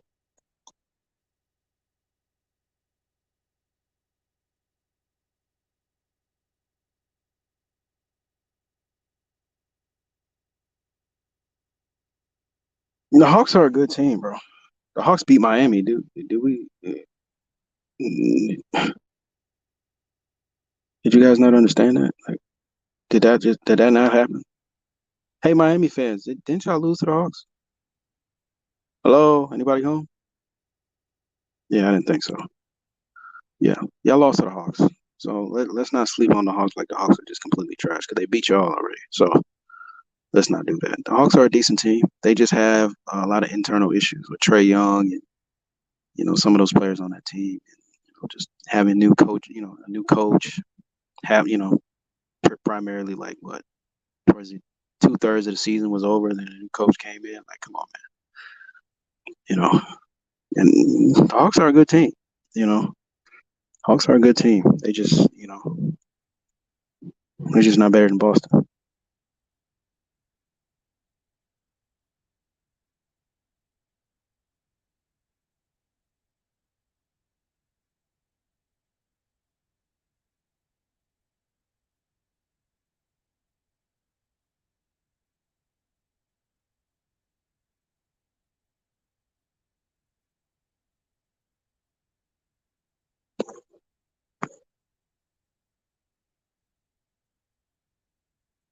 Oh,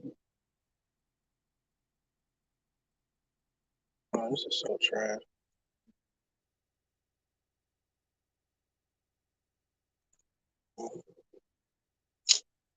So trash. It's so trash, man.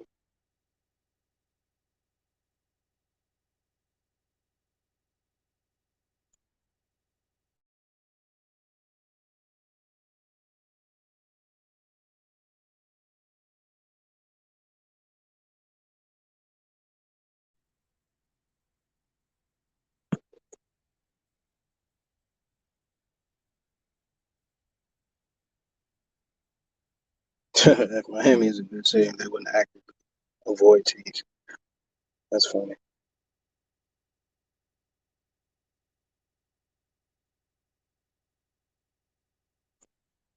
I hope we don't lose Brown. I'll tell you that much.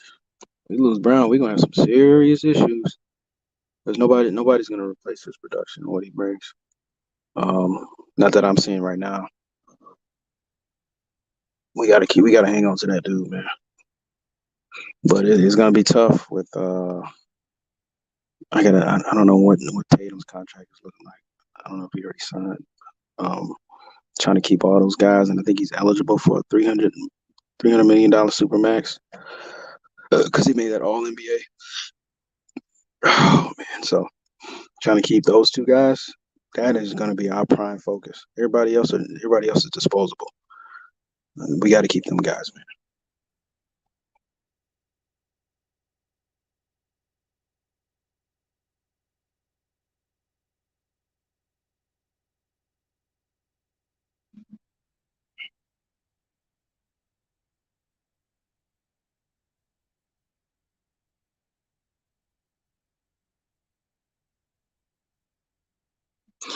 Yeah, Jalen Brown. Let's keep him in our good graces. As Boston as a Boston Celtics supporter, let's keep him in our good graces. Let's not wish him any negativity of him going anywhere else. Let's keep him there in Boston. Yeah, let's do that. And all this crazy talk about him leaving and all this other stuff. Let's not speak that into existence.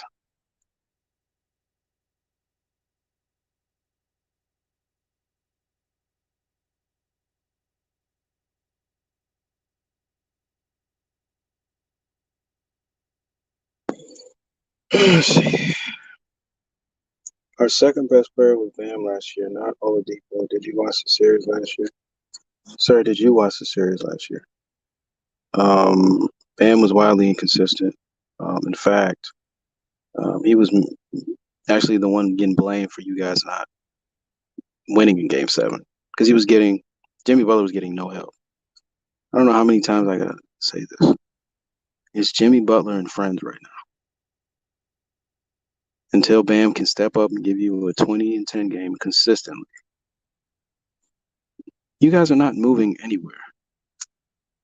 So let's establish that first. They'll be looking confused.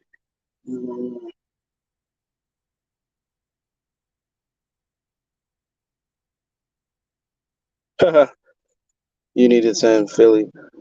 T.Y. Cox, man, you are funny, bro. You need to send Philly thank you cards for choking that series. No, I just need to blame the MVP. Well, the NBA's MVP. I just need to blame him for his pathetic performance. Let me see. An injured Bucks Graham.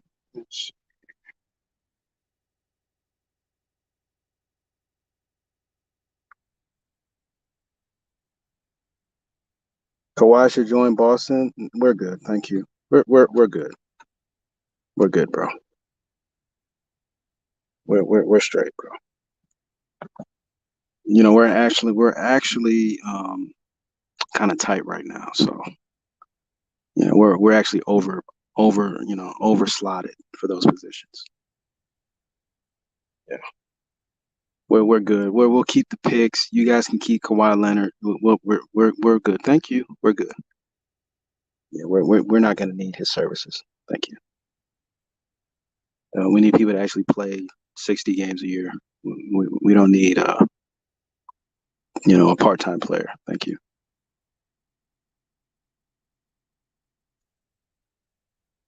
We're not trading Smart. We're not. No. Why would we trade the defensive player, former defensive player of the year? Why would we trade Malcolm Brogdon, who is, did he win 6 Man of the Year? I gotta double check that. That doesn't even make sense for Kawhi Leonard, a guy that picks and chooses when he wants to play playoff games. No, we're good. Thank you. No, thank you.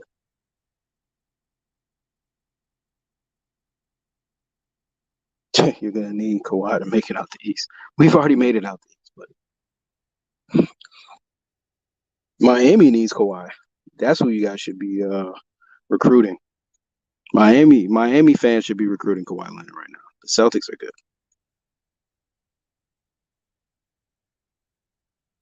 Absolutely, he got torched. He did get torched, man. He got cooked, bro.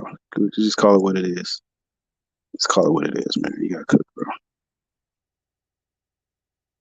But we're going back to the narrative, like you guys said. It's in the regular season, right? We're not talking about playoffs.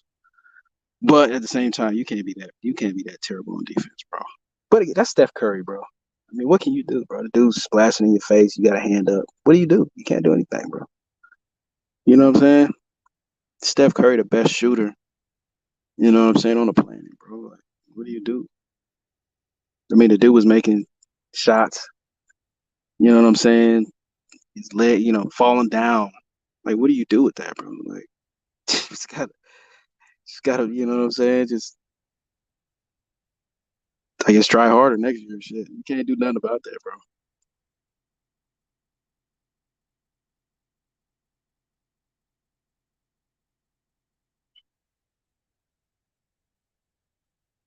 Chad, man, cut the jokes, bro. Cut the jokes, man. Celtics are, Celtics they're just too much to deal with. Nobody wants to deal with us, bro. You know what I mean? Nobody wants to deal with the Celtics, bro. And y'all gonna see that tonight, man.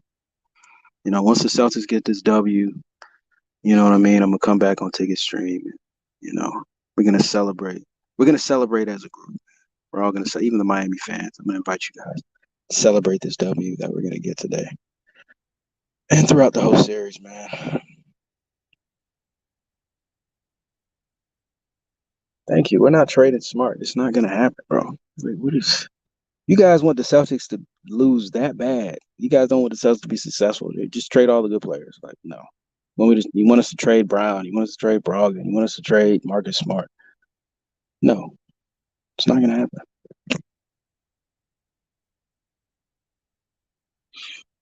Yeah, he does flop. I'm a realistic Celtic fan, man. He flops a lot. He does flop a lot. Marcus Smart does flop a lot, but he also plays great defense as well. Look, you know what I mean?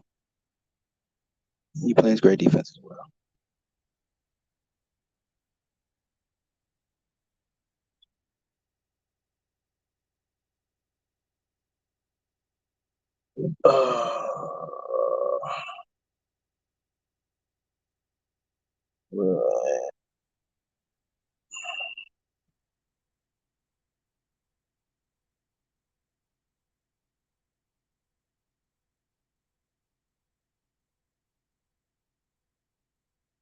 It's a fact.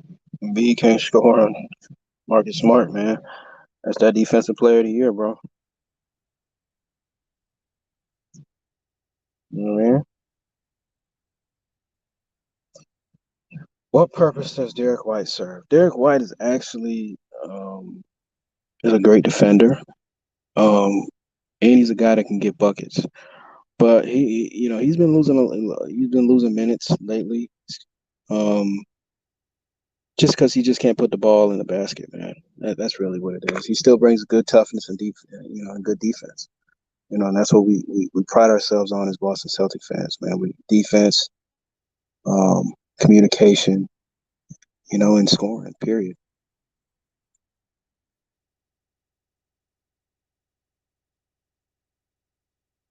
But yeah, I'm hoping he has a big series this year. Well, not this year, but this playoff round right here. He should be able to get off against Miami. You know, I think he'll have a big series this year. If I was a betting man, would I bet on him? Absolutely not. But I would definitely shoot for.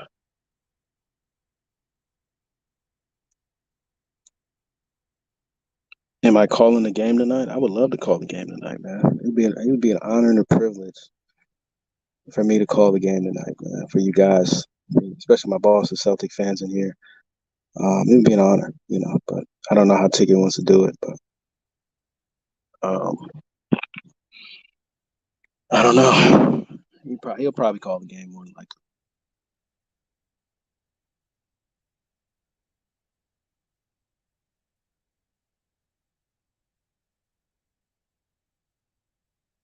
That's what I'm talking about. Dark stack, man. I'm with you, bro. We gotta unite, man.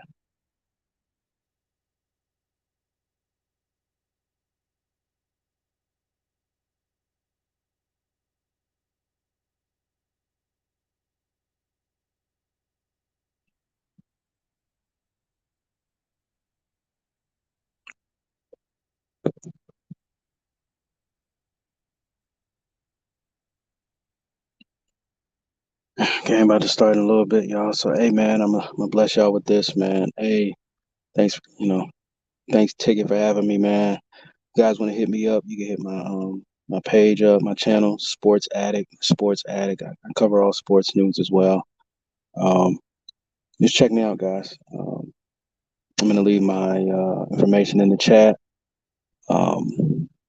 Like I said earlier, guys, Boston in 5. Boston in 5.